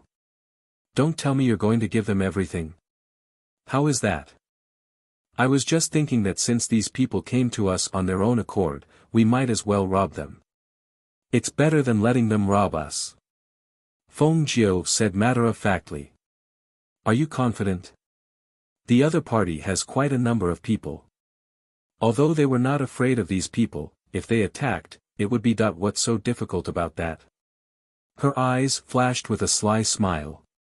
"The temperature here is rising. The effect of the medicine is taking effect faster. Look, they're all down." Chapter 2064. Feng Jiu smiled and clapped her hands. She walked forward leisurely. "Have you forgotten what I do for a living? Why do I have to make a move for such a small matter?" The old man's mouth twitched. He muttered softly, "How could I forget? You're a robber." Zhuo Junyue's lips curled into a smile.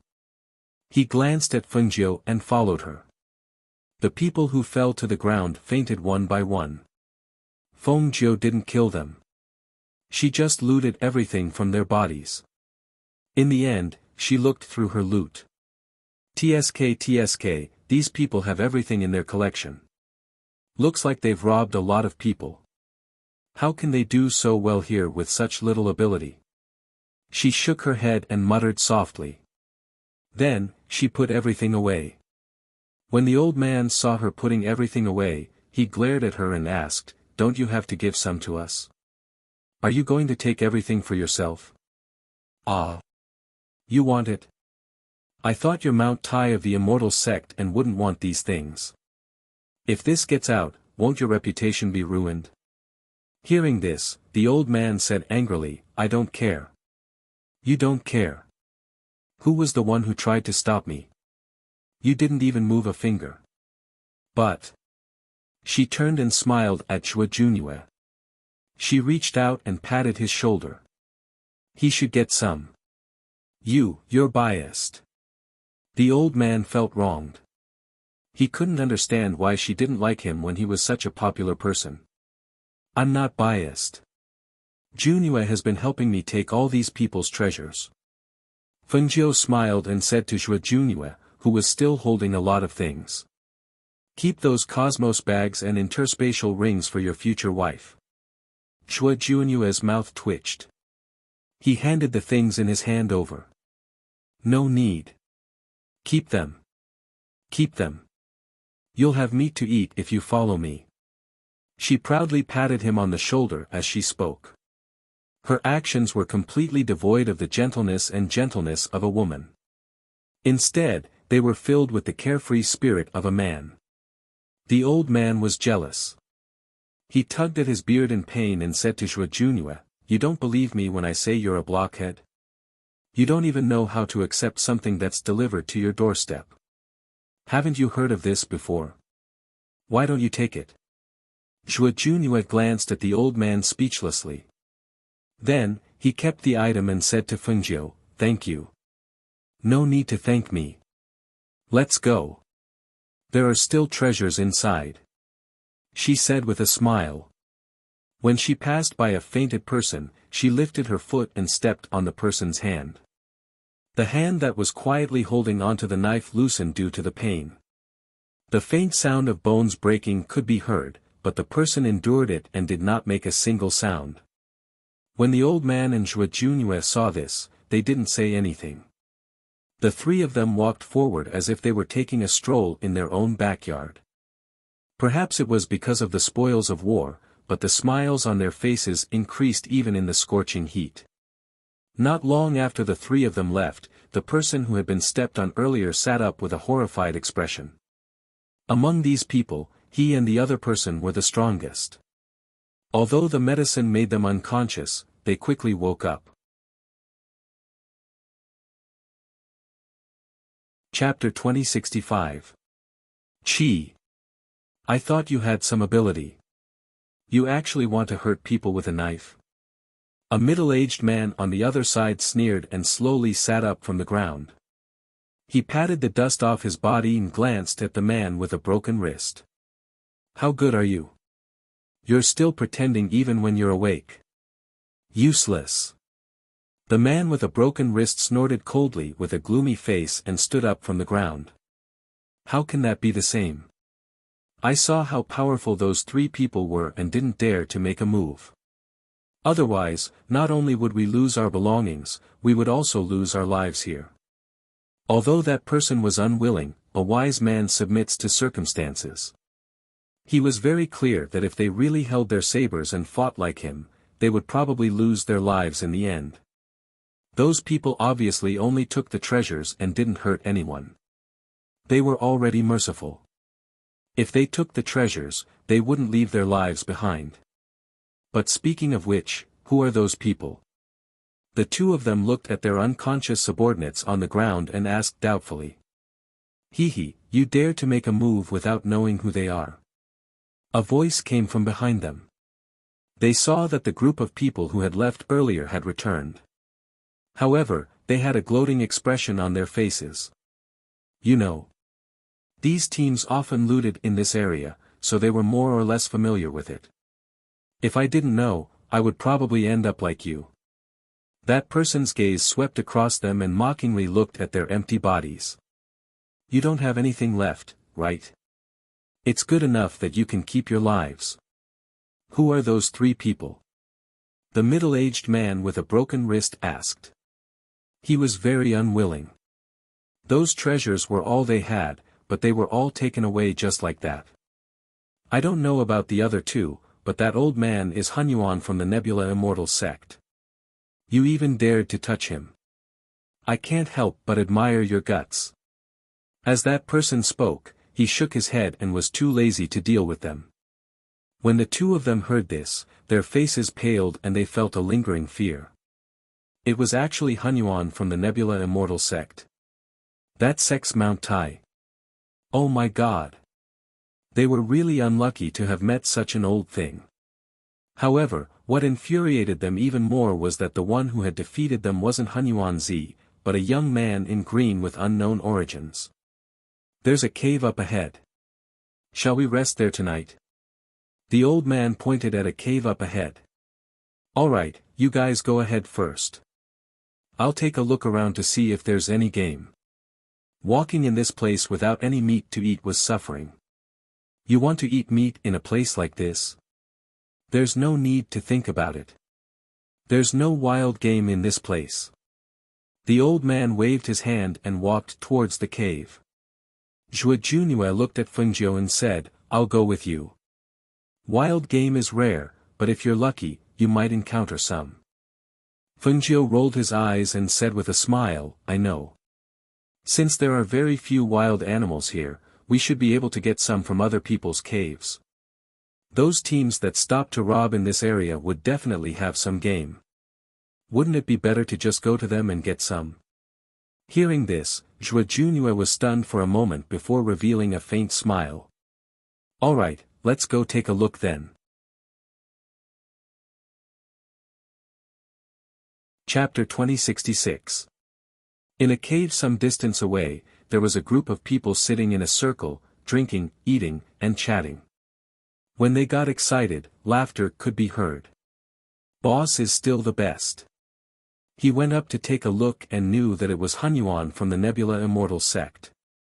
Fortunately, we didn't go up to join in the fun. Otherwise, we might have ended up like those two groups of idiots. That's right. When we went over to take a look earlier, the two groups of people were all unconscious on the ground. Their belongings were all taken away.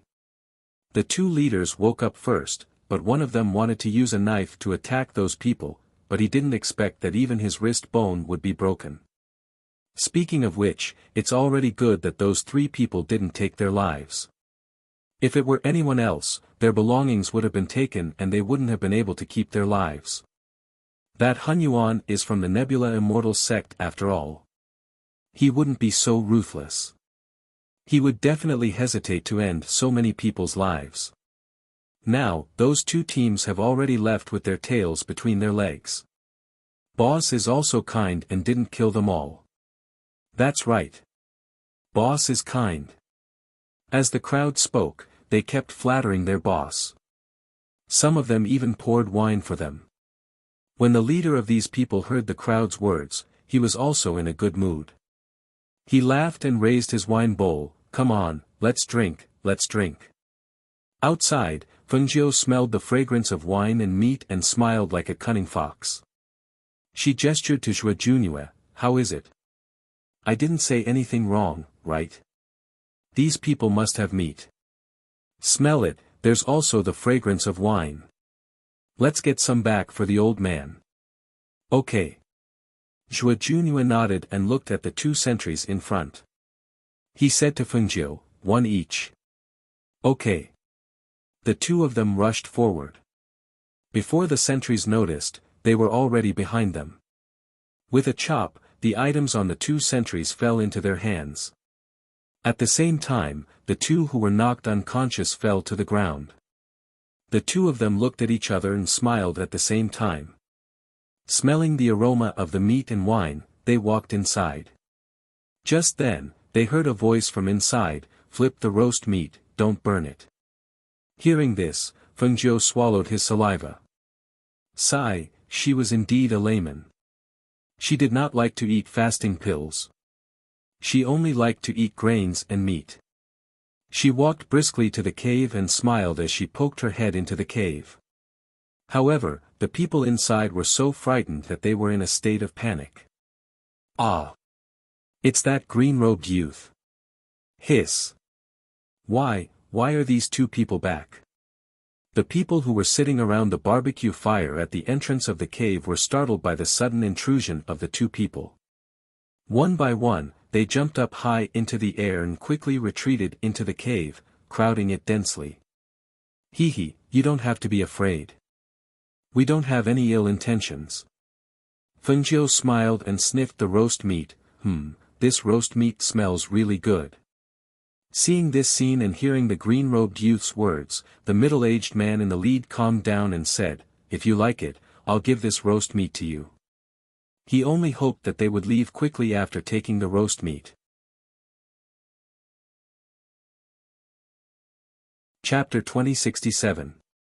When the middle-aged man in the lead saw the green-robed young man's eyes darting towards the jug of wine, the corners of his mouth twitched involuntarily. He forced a smile and said, it's all right, it's fate that brought us together. I'll give you this roasted wild boar, and that jug of wine over there as well. They could hunt again if the wild boar was gone. If the wine was gone, they could buy it again. If they lost their treasures and lives, it would be a huge loss. It's hard to refuse such kindness. Since you've said so, we'll accept it. She said with a smile and glanced at Zhuo Junue. Zhuo Junue took a few steps forward and put the jug of wine into his space. Then, he returned to the area where the wild boar was roasted. He and Fengjiu each carried a wild boar and walked out. The rest of the men followed behind them and gulped as they looked at the wild boar they were carrying. Their faces were full of greed. At this moment, the young man in green who was walking in front suddenly turned around, scaring the men into stopping in their tracks. There's no need to send us off. You can stay here. Fengjiu waved at them happily. Then, he and Zhuo Junue carried the roasted wild boar towards the old man. The men behind them stood there and stared blankly. After a long while, they regained their senses. One of them muttered, this young man in green is more like a bandit than we are. He's a bandit among bandits. Boss, the wild boar we hunted with great difficulty is gone just like that. We even lost such a big jug of wine. Another man said faintly as he looked in the direction the two men had left. Although they were far away, they could still smell the aroma of the roasted meat from here. Useless. The middle-aged man in the lead glared at them. Those are just worldly possessions. If they're gone, so be it. Our lives and our treasures are safe. If they want the roasted meat and wine, we'll just give them to them. Boss, the two men who were on guard duty were only knocked unconscious. They're not dead. The other two men quickly walked back and supported the two unconscious men. It's good that they're not dead. Get them into the cave. He waved his hand and said. Boss, should we go back and hunt some wild animals? Our brothers haven't eaten meat for half a month. One of them mustered up the courage to ask. Go back. Do you think it's a short way to go hunting? If it was close, those two bastards wouldn't have come here to ask for things. The middle-aged man said angrily, don't we still have fasting pills? Just eat some fasting pills. Seeing that he was angry, none of them dared to say a word. On the other side, the old man who was resting in the cave was humming a tune as he muttered, little girl, you didn't listen to this old man. This old man already said that there are no wild animals in this area, but you still don't believe me. I don't believe that you can go out and bring back wild animals. However, as he was muttering to himself, his nose suddenly sniffed and he couldn't help but follow the smell outside. When he saw the two people carrying a roasted wild boar back, he couldn't help but widen his eyes in astonishment. Hiss! This little girl really brought back game. He ran forward excitedly and couldn't help but ask, where did you get this? It's actually roasted. Don't tell me you stole it. Chapter 2068. How is that possible? Fengjiu raised her voice slightly and looked at him with a smile. Do you think I'm the kind of person who would rob someone? This roast pig was given to us by someone, and they even gave us a jar of wine. Hearing this, the old man glanced at her strangely, his face full of disbelief. Someone gave it to us? How come he didn't know that the people here were so friendly? Of course, it was given to us. Fengjiu said as she carried the roast pig inside and set it up. Then she took out a small knife and cut a small piece for the old man. Come, try it. Oh right, there's wine too. She glanced at Zhuo Junyue. Zhuo Junyue's eyes were smiling as he took out the jar of wine and placed it to the side. He heard the old man exclaim softly. You actually managed to get some wine. You're good. How did you do it? I've been out here for so many years, how come I've never encountered such a good thing? He took out his empty wine gourd and drank some, smacking his lips. Although it can't compare to my original wine, it's still a good spirit wine. Fengjiu cut a piece of meat for Zhuo Junyue and said, such a big wild boar is enough for us to eat for a few days. Later, put away the rest. When you want to eat more, you can take it out and roast it. You're giving this jar of spirit wine to the old man? Hun Yuanzi asked cheerfully as he poured the wine into his wine gourd. His wine gourd was a magic artifact. Not to mention one jug of wine, it could even hold 10 jugs. He hadn't bought wine for a long time. Otherwise, he wouldn't have run out of wine here. Fine, I'll give it to you. It's no big deal. Fengjiu said indifferently as she cut a large piece of meat and ate it. The three of them ate meat and drank wine. After a night's rest, they set off again the next day. The journey was relatively peaceful, except that the temperature was getting hotter and hotter. Whether it was day or night, it was the same. The deeper they went, the more steam rose from the ground. We're almost there, almost there. Do you see that? It's that mountain. The old man wiped his sweat and pointed at a large volcano not far away. The fire's park grass should be halfway up the mountain. Let's go there and look for it. There might be obsidian there, we don't have to wait for the next eruption. Fengjiu looked up and saw the faint steam rising from the volcano. He couldn't help but ask, won't it too dangerous for us to go up there? Although the magma is at the bottom of the earth, if it's halfway up the mountain. Don't worry. It's fine. Look, there are people halfway up the mountain. The old man pointed at the people who were climbing halfway up the mountain. Seeing this, Fengjiu nodded, all right. Then go and take a look. If there's anything wrong, you must leave immediately. I know. Old man, do I need you to remind me? Only then did the three of them walk towards the volcano. When they reached the bottom, other than some small pieces of fire-spark stone, they didn't see any large pieces. However, as they got closer, the dozen or so teams guarding the foot of the mountain stared at them, as if they were trying to guess their origins. Do we all go up? Or do we leave one person down here? Han Yuanzi looked at Fengjiu and asked. If there was one person left down here, it would undoubtedly be Zhuo Junue. He had to go up, and Fengjiu didn't need to be mentioned.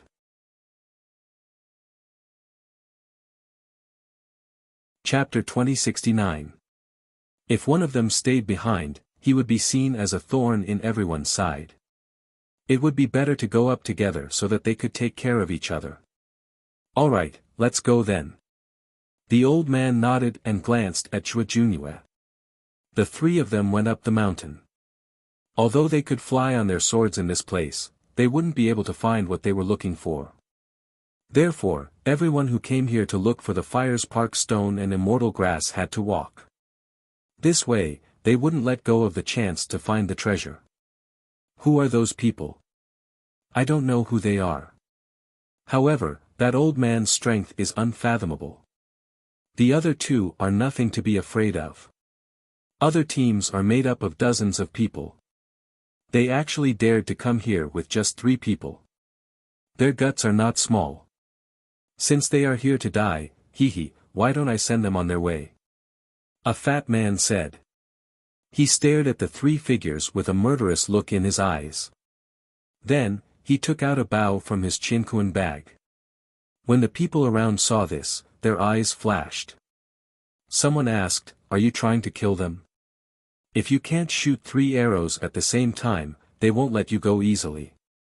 What's so difficult about shooting 3 arrows at the same time?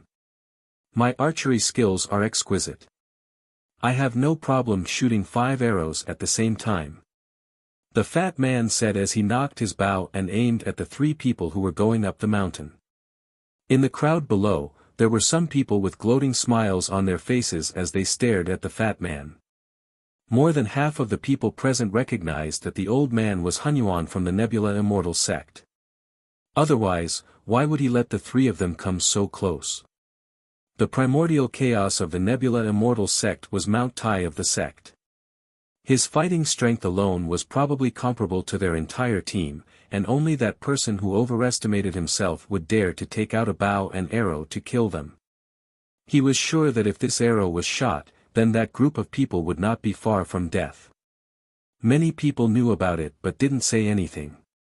They just watched as if they were watching a good show.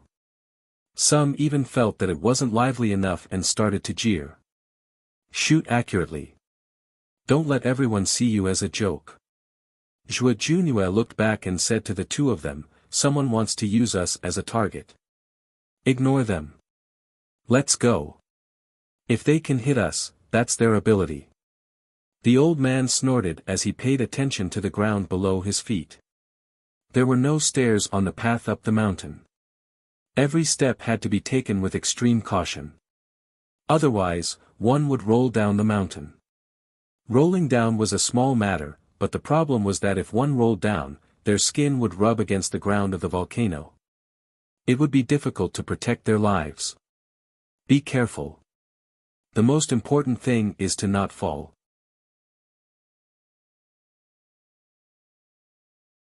Chapter 2070. However, the man who fell was howling in pain. He couldn't even stand up and had to be helped to the back to lie down. See. Even falling down here is a problem. The old man glanced at the two and continued to climb up the mountain. The volcano was very steep, and there were very few places to stand firmly. Therefore, everyone who climbed up was very careful. However, at this moment, 3 sharp arrows were shot out with a whoosh, and shot towards Fengjiu and the other two with a fierce momentum. Hearing the sound behind him, Fengjiu smiled. Let's see who's faster. Let's hit them in one shot. No problem. Han Yuanzi replied. Just as the 3 arrows were about to hit them, the 3 people suddenly turned around and grabbed the 3 arrows. In almost an instant, the 3 arrows flew out of their hands and attacked the fat man with the bow at the foot of the mountain. Whoosh! Whoosh! Whoosh! 3 sharp arrows shot down from above at a speed so fast that it was impossible to cover one's ears. They shot towards the fat man with a sharp and cold aura. This scene happened so quickly that no one could react in time. It was only when a shrill scream came out of the man's mouth that everyone regained their senses. However, when they saw this scene, they were all stunned. Ah! The shrill scream reverberated in the air. At this moment, whether it was the people at the foot of the mountain or those who had climbed halfway up the mountain, all of them looked in the direction of the scream. The fat man with the bow and arrow stood stiffly. His eyes were wide open in fear, and his face was drained of blood. His expression was one of extreme fear, and between his eyebrows, there was an arrow feather deeply embedded there. A trace of blood seeped out from the gap between the arrow feather and his flesh, dripping down. Further down, there was also an arrow stuck in his throat. However, this arrow had directly pierced through. It was also a fatal blow. Further down, there was also an arrow protruding from his chest. This arrow had also pierced through his body, leaving only a small section of the arrow trembling slightly. Only at this moment did the rigid body slowly fall backwards. Bang! With a loud bang, the fat man fell to the ground. Due to the weight of his body, the ground shook when he fell. When the surrounding people saw this scene, they couldn't help but swallow their saliva. They couldn't help but take a few steps back to distance themselves from the fat man. 3 arrows were shot simultaneously. All 3 arrows were caught and reflected. All 3 arrows hit the fat man's fatal points. For a moment, everyone's breathing became heavier. Those who didn't recognize Han Yuanzi were even more shocked. They had a new understanding of the 3 people and knew that they were not to be trifled with. Those who knew that the old man was Han Yuanzi were even more shocked. Han Yuanzi aside, even those 2 people were so powerful. They really didn't expect it, at this moment, they rejoiced that they didn't rush forward to deal with them. Otherwise, their fate would be similar to the fat man's. Chapter 2071. When the people halfway up the mountain saw this scene, they also glanced at the 3 people below. Some of them recognized Han Yuanzi, while others did not. Unlike the other people who were probing and vigilant, Fengjiu and the other 2 were arguing about whose arrow was faster. I'm the slowest, Zhuo Junue said as he continued climbing. Among the 3 of them, his arrow was the slowest, but it still hit the heart and killed him in one shot. It's normal that you are the weakest and slowest. As Primordial Chaos spoke, his eyes narrowed into slits as he smiled. I'm the fastest, and I stabbed his throat. Fengjiu glanced at him. I'm clearly faster than you. No, I'm clearly faster. He refused to admit that he was slower than her. Alright, let's go. Fengjiu did not really argue with him and continued climbing. He said to the other 2, be careful, and don't just look for things below. In such a place, the people at the foot of the mountain might be stunned, but the people above were also staring at them. If one of them was up to no good, who knew what they would do? Hey, look, there's a fire spark stone over there. As expected, there are more in this area. We don't even have to wait for the volcano to erupt. I think no one came to look for it after the last eruption. As the old man spoke, he moved to the other side and dug out the buried fire spark stone. I didn't expect that just a little bit would be so big. This is definitely the biggest piece I've dug up so far, Han Yuanzi said excitedly as he handed the fire spark stone to Fengjiu and Zhuo Junue. Fengjiu glanced at it and said, "It's useless for you to have so many of these things. At most, you can sell them for money, but you shouldn't be short of money." That's true. What does this old man not have? He subconsciously raised his chin with a smug look on his face. Because he was in a good mood, he casually handed over the palm-sized fire spark stone in his hand. "Here, this is for you." This old man saw that you didn't find a big one. Hearing this, Fengjiu was a little surprised and looked at him strangely. "For me? Well, here you go." The old man said with a smile. "If you give it to me now, you won't ask for it back later, will you?" She stared at him suspiciously. How is that possible? Is the old man such a petty person? He snorted and tossed the fire spark stone to her. Take it, take it. You can always find something like this again. As for the celestial grass, if you find it, remember to give this old man one. If you really can't find it, this old man can use the fire spark stone I found to exchange with you. Hearing this, Fengjiu pursed her lips and smiled. She took the fire spark stone and put it away. Then I'll have to thank you. Saying this, she continued to climb. When the people above saw that they had found a palm-sized fire spark stone, they couldn't help but be surprised. Although they hadn't searched all the places below, how could they not find such a big fire spark stone? The people below really had it easy. One of the teams looked at each other. They were originally dissatisfied with the three people who had used arrows to kill their team member. Now that they saw this scene, they immediately had other thoughts.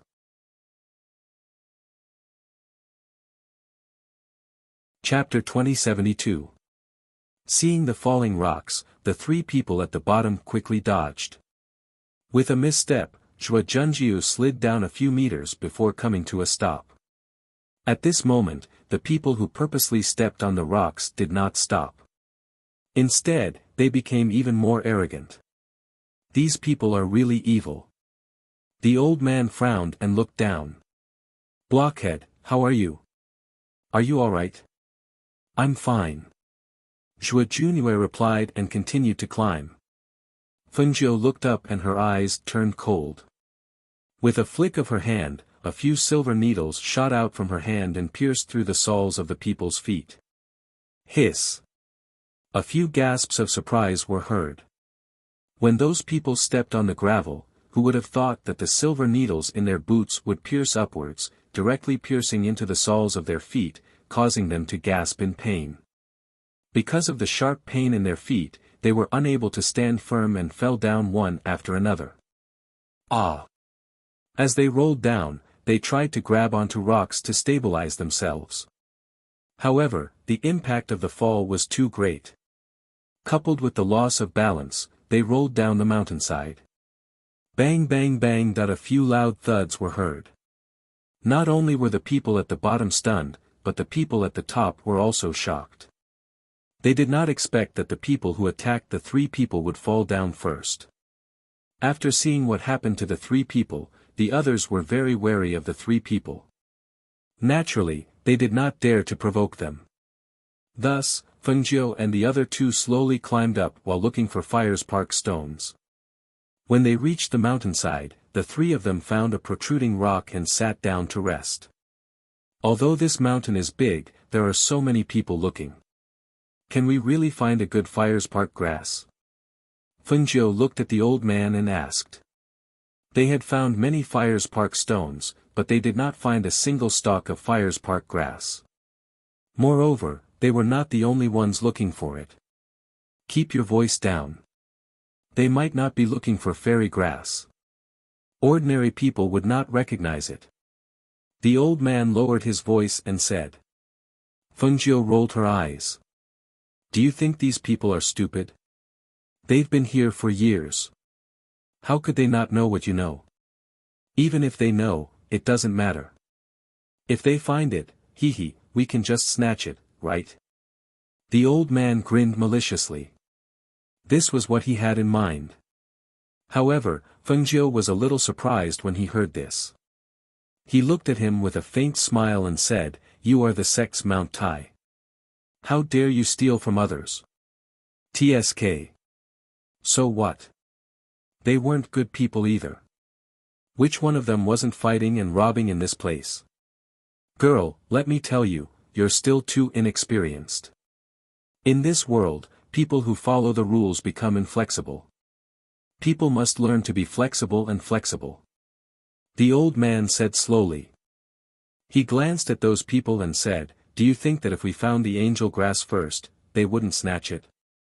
Let me tell you, if the other party is a righteous and kind person, then we can't make a move, because a person has to have principles, don't you think so? And these people are obviously not righteous and kind people. If you don't rob them, you'll just wait for them to rob you. Otherwise, they wouldn't talk about principles and principles with you. These people are all people who bully the kind and fear the evil." Chapter 2073. Is that so? That's why this old man said that we are somewhat similar. How about it? Do you want to reconsider taking me in? With a sect like mine as your disciple, you've really profited. The old man looked at her expectantly. Hearing this, Fengjiu rested her chin on her hand and smiled. I can think about it."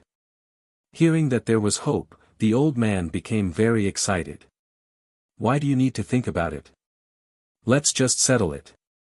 How about this old man has some wine here. Want a few cups?" Seeing that the old man was about to take out the wine, Fengjiu quickly stopped him. "Wait, don't you know where we are? Is this a good time?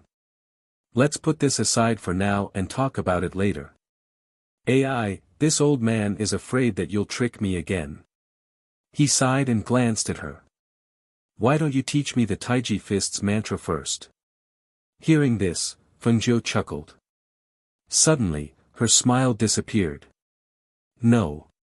She turned her head and looked to the other side, her gaze landing on Zhuo Junyue. The old man saw that she was staring at Zhuo Junyue and knew that she was guessing Zhuo Junyue's background. For a moment, he didn't say anything. He took a few sips of wine from his wine gourd and looked at the two of them, but the corners of his eyes were observing the movements around them. When he caught a glimpse of a quietly moving illuminating flame herb, he was so excited that he quickly blinked at Fengjiu and whispered, "Look over there, look over there. That's the illuminating flame herb." Fengjiu was slightly startled. Following his gaze, she saw that not far from her, a stalk of herb was quietly moving towards her. Moving towards her. She was slightly startled. Taking a closer look, she saw that the herb was indeed moving towards her. Didn't they say that the illuminating flame herb would run away when it saw people? Why was it moving towards her? Is that really the celestial herb? Are you sure? She lowered her voice and asked. How could I be wrong? It's this one. There are only 2 leaves on its fiery red stem. Its roots are similar to ginseng, but the roots are fiery red, red. Hiss. The old man stuttered. In the end, he sucked in a breath of cold air and his eyes widened. Look. Another one has appeared. Fengjiu looked over and saw that another stalk of brilliant fire grass had appeared out of nowhere. Moreover, it was heading in her direction again. She was astonished to see this. At this moment, the 2 stalks of illuminating fire grass had arrived at her feet. The old man was about to tie them up with a red rope in his hand, but he was stopped by a look from Fengjiu. After the celestial herb came to Fengjiu's side, it used one of its 2 leaves to gently touch Fengjiu's feet. Finally, the straight red stem bent down and pulled out the root that the old man said looked like a ginseng, but was fiery red in color. Then, it leaped into Fengjiu's arms. N. Fengjiu's eyes widened in astonishment. She thought that she had seen wrongly. But when she looked again, the celestial herb that had pulled it out had really leaped into her arms and hid in her clothes. Only the two small leaves were exposed. She was stunned. She couldn't figure out what was going on.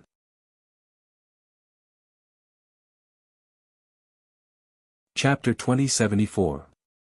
While they were still in shock, the other angel grass quietly moved from behind them. Just like the first one, it pulled itself out and squeezed into Fengjiu's clothes. Seeing this scene, the three of them didn't react for a long time. Because they were sitting on the rock and didn't move, the people above didn't pay much attention to them. Therefore, except for the three of them, no one else saw the strange scene in front of them. The old man stared at Fengjiu and said, "Tell me, what's going on?" Fengjiu lowered her head and looked at the two angel grasses hiding in her clothes. While no one was paying attention, she took them into the space and planted them in the medicine field. Then, she spread her hands and said to the old man, "I don't know either." "Didn't you say it already?" This radiant flame grass didn't give birth to a medicine spirit. Now, you ask me, but who should I ask? This kind of thing has never happened before. This old man has never heard of it either. As Hunyuan said this, he stared at Fengjiu and stroked his beard thoughtfully. "There must be something strange about your body." Hearing this, Fengjiu's heart skipped a beat. Something strange? What strange thing could there be on my body? She had never encountered this kind of situation before. How could she know what was wrong?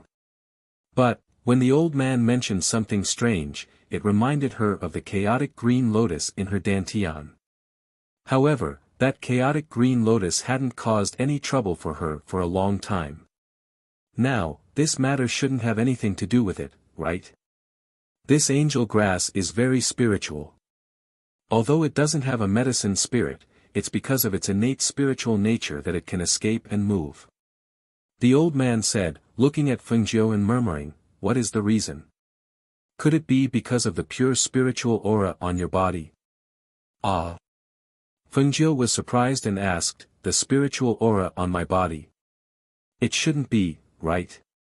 She had a mysterious spiritual body, so the spiritual aura in her body was very pure. However, this purity couldn't have caused the angel grass to pull itself out and hide in her clothes, right? Forget it, forget it. Regardless of the reason, let's discuss what to do next. The old man said excitedly. He gestured for Zhuo Junyue to sit closer to him. He also moved closer to Fengjiu. Out of the corner of his eye, he saw many people staring at them. He turned around and glared at them. Then, he set up a soundproof barrier. When the others saw this, they became even more curious. What exactly were those three people talking about? However, these three people's skills were too strange. If it was not necessary, they really did not want to provoke such people. Thus, when they saw the old man set up a soundproof barrier, they looked away. At this time, Hunyuanzi approached Fengjiu and said to her with a smile, "Girl, in this case, we don't have to waste our efforts to find the fairy grass. How about this? Let's go to the back and find a place where there's no one around. The two of us will stand guard for you. You can release some of the pure spiritual aura in your body. Perhaps the fairy grass will come to us on its own." Hearing this, Fengjiu's mouth twitched. How could this work? If my spiritual aura was so useful, I wouldn't have to worry about not being able to find the precious angel grass.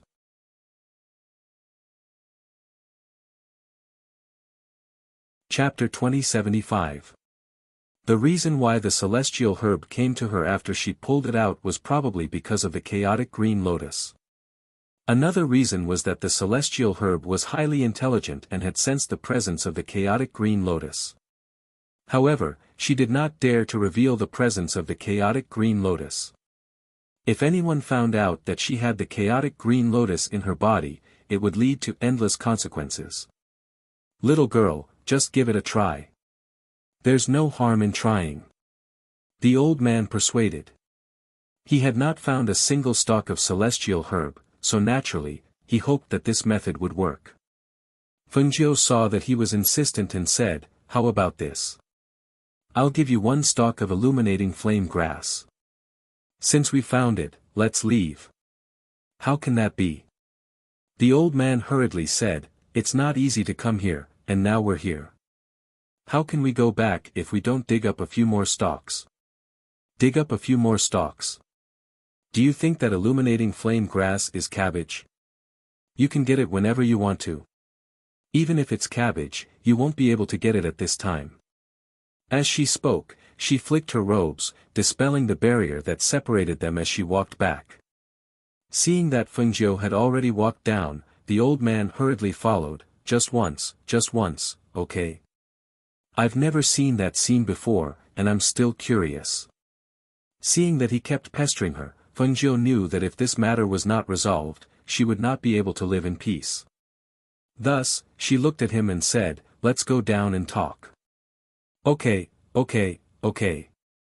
The old man hurriedly agreed. The 3 of them came down from the mountainside. Although they were covered in dust, there were no scratches on their bodies. Seeing the 3 of them suddenly come down from the mountainside, the others were surprised. However, this was a good thing for them. If the 3 of them left, there would be no one to fight with them for the celestial herb or illuminating flame stone. No matter how they looked at it, it was a good thing. When the people below saw the 3 of them coming down, they could not help but take a few steps back. However, the 3 of them did not pay any attention to them and walked past them. "We'll reach the back after going around here. That's not where the magma is pouring down, so it's cooler over there. There are also some trees that can block the sunlight," the old man said as he led Fengjiu and Zhuo Junye to the other side. Not long after they left, a group of mercenaries also arrived. It was Guan Xilin's group. When the 10 or so teams saw this mercenary, their eyes flashed slightly. This group of mercenaries was covered in blood and murderous aura. It was obvious that they had just experienced a massacre. Smelling the stench of blood, everyone naturally took a few steps back. It was easy to tell at a glance whether a person was easy to provoke or not. As for those who were not easy to provoke, they usually knew better than to provoke them. "It's here," the leader of the mercenary group said.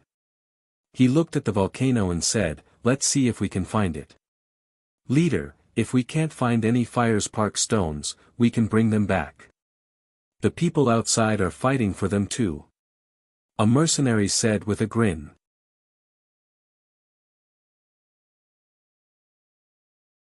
Chapter 2076. "Don't worry, Captain. We know," everyone said with a smile. "Captain, you're injured. I don't think you should go up," Guan Xilin said as he looked at his shoulder. Although it had been bandaged for a few days, the wound hadn't healed yet. It was too dangerous to climb a volcano like this. Hearing this, the others also reacted.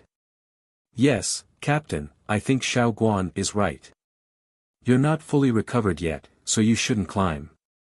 "Yes, Captain, how about this? The uninjured can go up, and the injured can stay here to guard. It's relatively safer this way," another mercenary said. "That's fine. Xiao Guan will lead you then," the captain said as he looked at Guan Xilin. "Regardless of whether you can find it or not, search around the mountainside. If you can't find it, come down." "Okay, I understand." Guan Xilin nodded and led a dozen mercenaries up the mountain. The others stayed below to guard against any sneak attacks. As for Fengjiu and the others who went to the back of the mountain, they found a place to sit down after seeing that there was no one else around except for the 3 of them. Hurry up, hurry up. Try again." The old man excitedly squatted down beside her, while Zhuo Junye retreated a little to guard the surroundings. Fengjiu had no choice but to sit down and circulate the spiritual energy in her body. However, she suppressed the aura of the green lotus to prevent it from leaking out. Whether it was the green lotus or not, she couldn't let anyone else know about this. Therefore, in the end, the surroundings were completely silent. Not even half a stalk of fairy grass could be seen.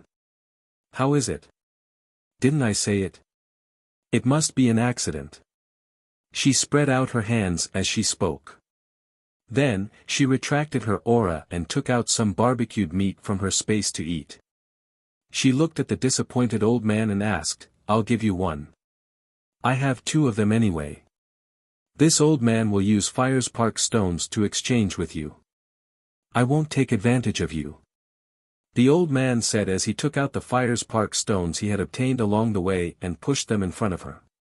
Seeing this, Fengjiu didn't decline and kept all those things. At the same time, he handed over a small stalk of celestial grass. He glanced at him and said, "This kind of thing can't be used directly. You don't know how to refine pills or anything, so it won't be of much use even if you keep it. You don't have to worry about that. I'll just keep it." He took the angel grass and looked around before putting it away. "Junue, come and eat something." Fengjiu shouted at Zhua Junue who was standing guard. Zhua Junue turned around and walked towards them. He sat down beside them. The 3 of them sat around the barbecued meat and wine as they ate. "Don't drink too much. It's troublesome to get drunk in this place." As Fengjiu spoke, he saw the old man holding the wine gourd and pouring it into his mouth. He couldn't help but shake his head and pass a piece of meat to him. With this old man's alcohol tolerance, how can I get drunk? It's fine. This place is quite far from the front. No one will come here. Just as well, this old man can take a nap after drinking some wine. Anyway, with the 2 of you standing guard, this old man can rest assured. He laughed mischievously, holding the meat in one hand and the wine in the other. Seeing this, Fengjiu let him be. With the 2 of them standing guard, he could indeed rest assured and sleep.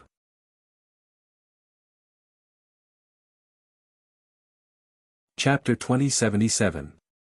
In the midst of the fight, some people rolled down from the top. For a moment, screams and cries of alarm echoed. Guan Shilin, who was climbing up the mountain, saw this and said to the people below, "Let's go down first. It's not a good time to go up now."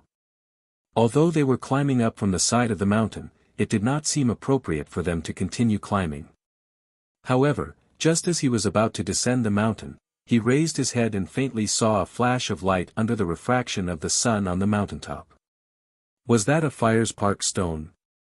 And a huge one at that. Thinking of this, he looked down at the people below and saw that the other mercenaries had safely gone down the mountain. Thus, he summoned his flying sword and flew up the mountain. Strange, why did that person go up on his sword? What is he trying to do? He went straight to the top of the mountain from the mountainside. Ah! Look, there's a ray of light at the top of the volcano. Isn't that a fire spark stone? Heavens! How big is that fire spark stone? Why didn't I see it before? Hurry up and get it. Such a big fire spark stone is priceless. The people below rushed up and flew up on their swords. Guan Shilin, who had reached the top of the volcano first, also saw the fire spark stone. However, this piece of fire spark stone seemed to be a little different from the others. Ordinary fire spark stones were black and glowing, but this one was fiery red. The color was as if it had been burned by fire. The red color was beautiful, and he couldn't help but praise it when he saw it. This stone is beautiful. I'll bring it back and give it to my sister. She'll definitely like it. Guan Shilin murmured softly. His resolute and calm face revealed a happy smile like a child. It was an expression that only appeared when he thought of his family. He went up and picked up the beautiful red stone, which was difficult to hold with both hands, and put it into his space ring. He planned to give it to Fengjiu as a gift when he returned. However, at this moment, a murderous aura came from behind him, causing his happy smile to disappear. He frowned and turned around, only to see a long sword coming at him, accompanied by a shout. "Kid! Hand over the treasure! Kid! You'll choke to death if you keep it to yourself. Kid, you've got guts. How dare he take the treasure for himself in front of so many people? Hand it over and I'll leave your corpse intact." The cultivators shouted and surrounded Guan Shilin with swords in hand. At this moment, another shout came from below, accompanied by a powerful aura. "How dare you touch our ferocious tiger mercenary group? Kill!" The members of the ferocious tiger mercenary group also rushed forward with swords in their hands. They surrounded Guan Shilin, and as soon as the mercenaries surrounded them, the sounds of swords clashing could be heard. For a moment, it was a chaotic battle. Some of the onlookers who didn't want to get involved couldn't help but be speechless. Are these people crazy? Although the Fires Park stone is a little big, there's no need to go all out like this, right? When a man who was rushing forward heard this, he couldn't help but stop and glance at the man. What do you know? In this world, how could one succeed without risking their lives? Brothers, kill them for me. If he couldn't snatch that brat's, he would snatch someone else's. I've been here for more than half a month, waiting for an opportunity like this. As soon as he finished speaking, he rushed forward with a dozen people behind him.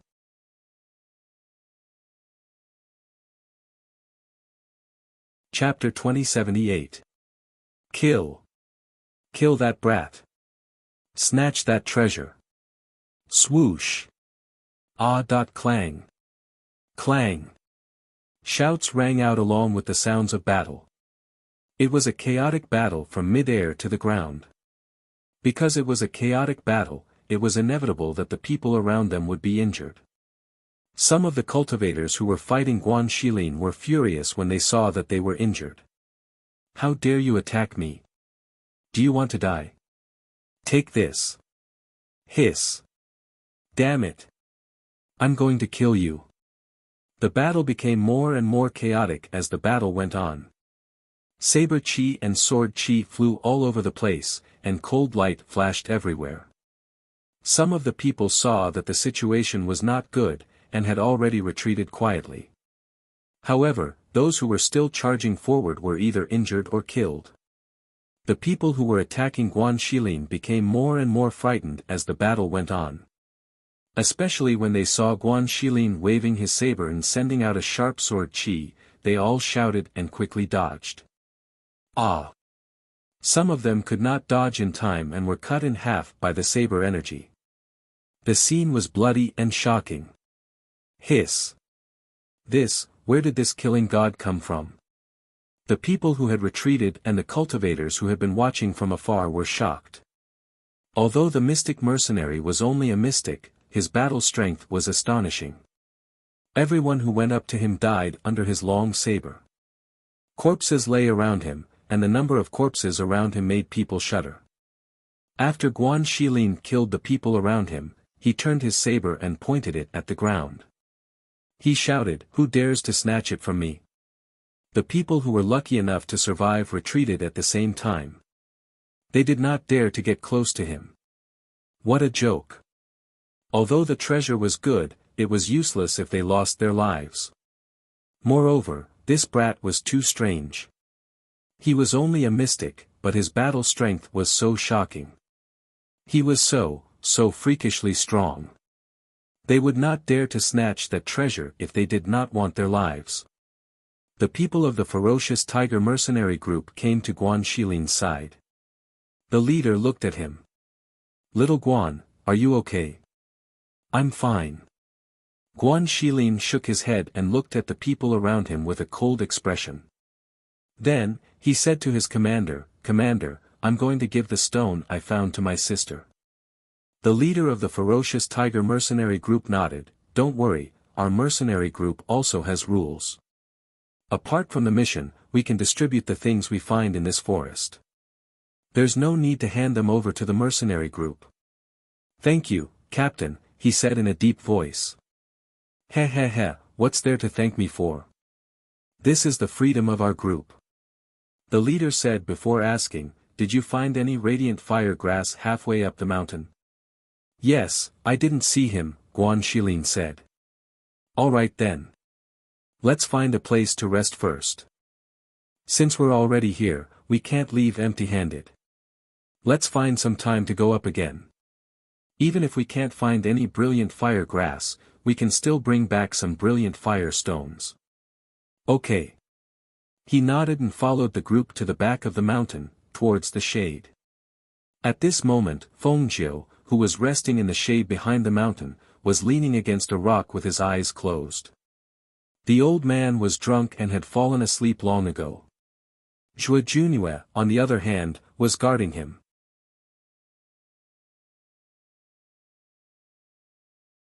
Chapter 2079. When he saw that the group was the mercenary group he met in the forest, he couldn't help but be surprised. What a small world. He didn't expect to meet this group of mercenaries here again. The mercenary group also saw Zhuo Junue. The leader was slightly surprised, but then he laughed out loud. It's that young master. Does this mean that the Hunyuan immortal monarch is also resting in front? I didn't expect to meet him again.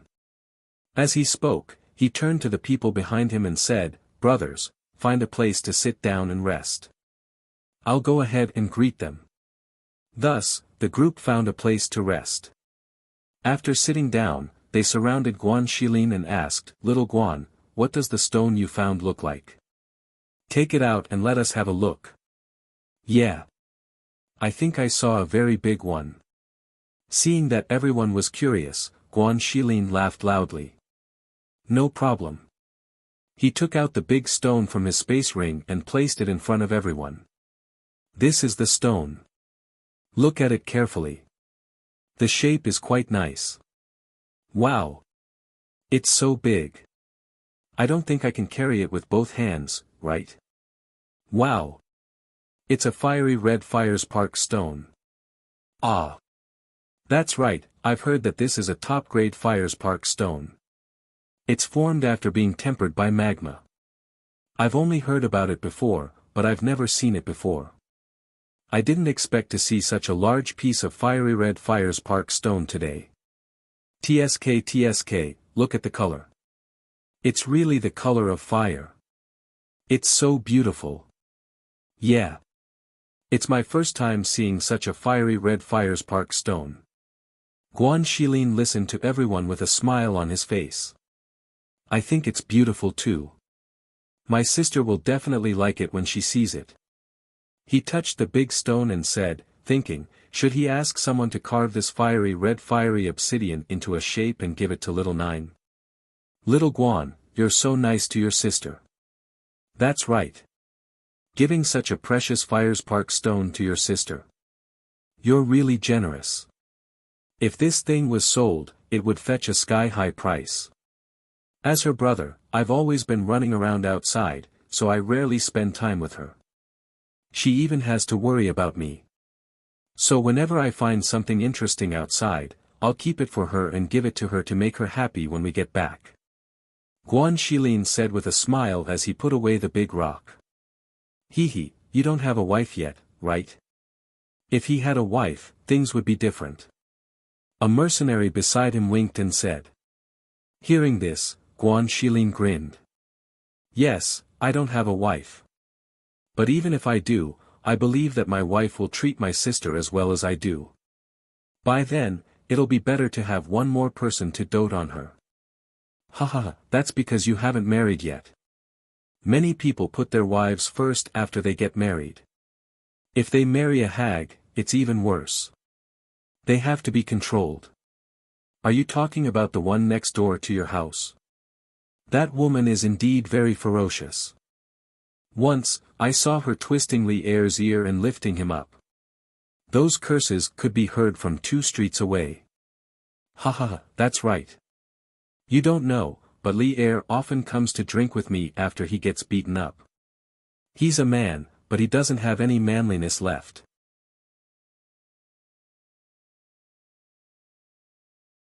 Chapter 2080. Others would not be able to understand the relationship between him and Xiaojiu.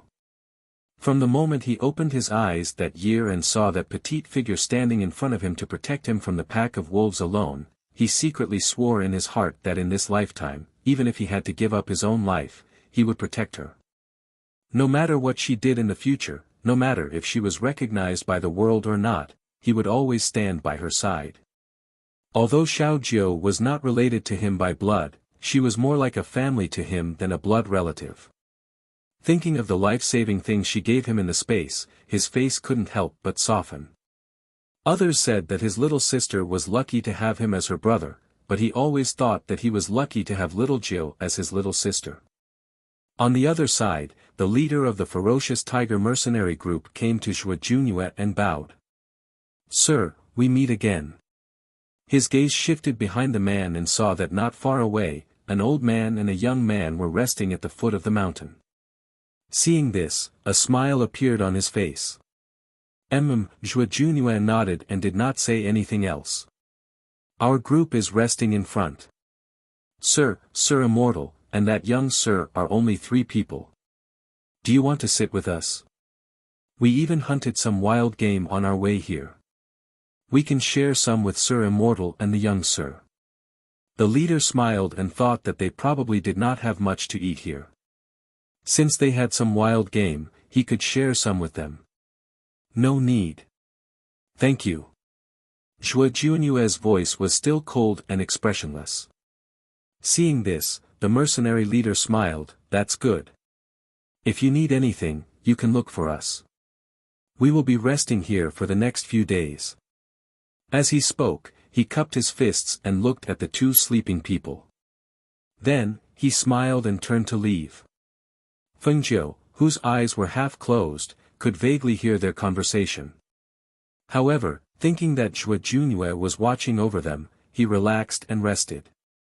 Soon, he fell asleep.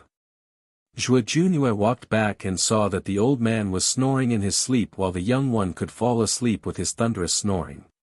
It was amazing. He shook his head and sat down cross-legged not far from the 2 of them.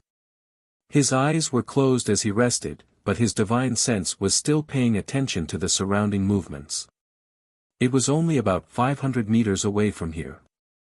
The mercenaries were roasting game over a fire while discussing when they would go up the mountain to look for more fire-spark stones. When the sky gradually darkened and the smell of barbecued meat gradually spread, not only did Feng Nine, who was sleeping soundly, smell the meat, but the teams in front of the mountain also smelled the aroma of meat. Those people followed the aroma of the meat. When they saw that it was the group of mercenaries, they did not approach. Instead, they walked around the group of mercenaries and continued to walk forward. They actually saw the 3 people with unfathomable strength. Seeing this, they could only quietly leave the area. The people here were not to be trifled with. They did not dare to stay in the same place with them. If they were not careful, they would not know when they would be killed. As a result, Guan Shilin and Fengjiu were both in the same volcanic forest at the foot of the volcano. However, because they were 50 meters apart, neither of them knew that the other was here. You're tuning in to the Han Li's Wuxia Adventures YouTube channel. We're so grateful for your support, and don't forget to subscribe to join us on this incredible journey through captivating stories. Your generosity through donations truly makes a world of difference, as it's the primary source of revenue that allows me to expand and enhance this channel for you. Thank you from the bottom of my heart for being a part of this adventure.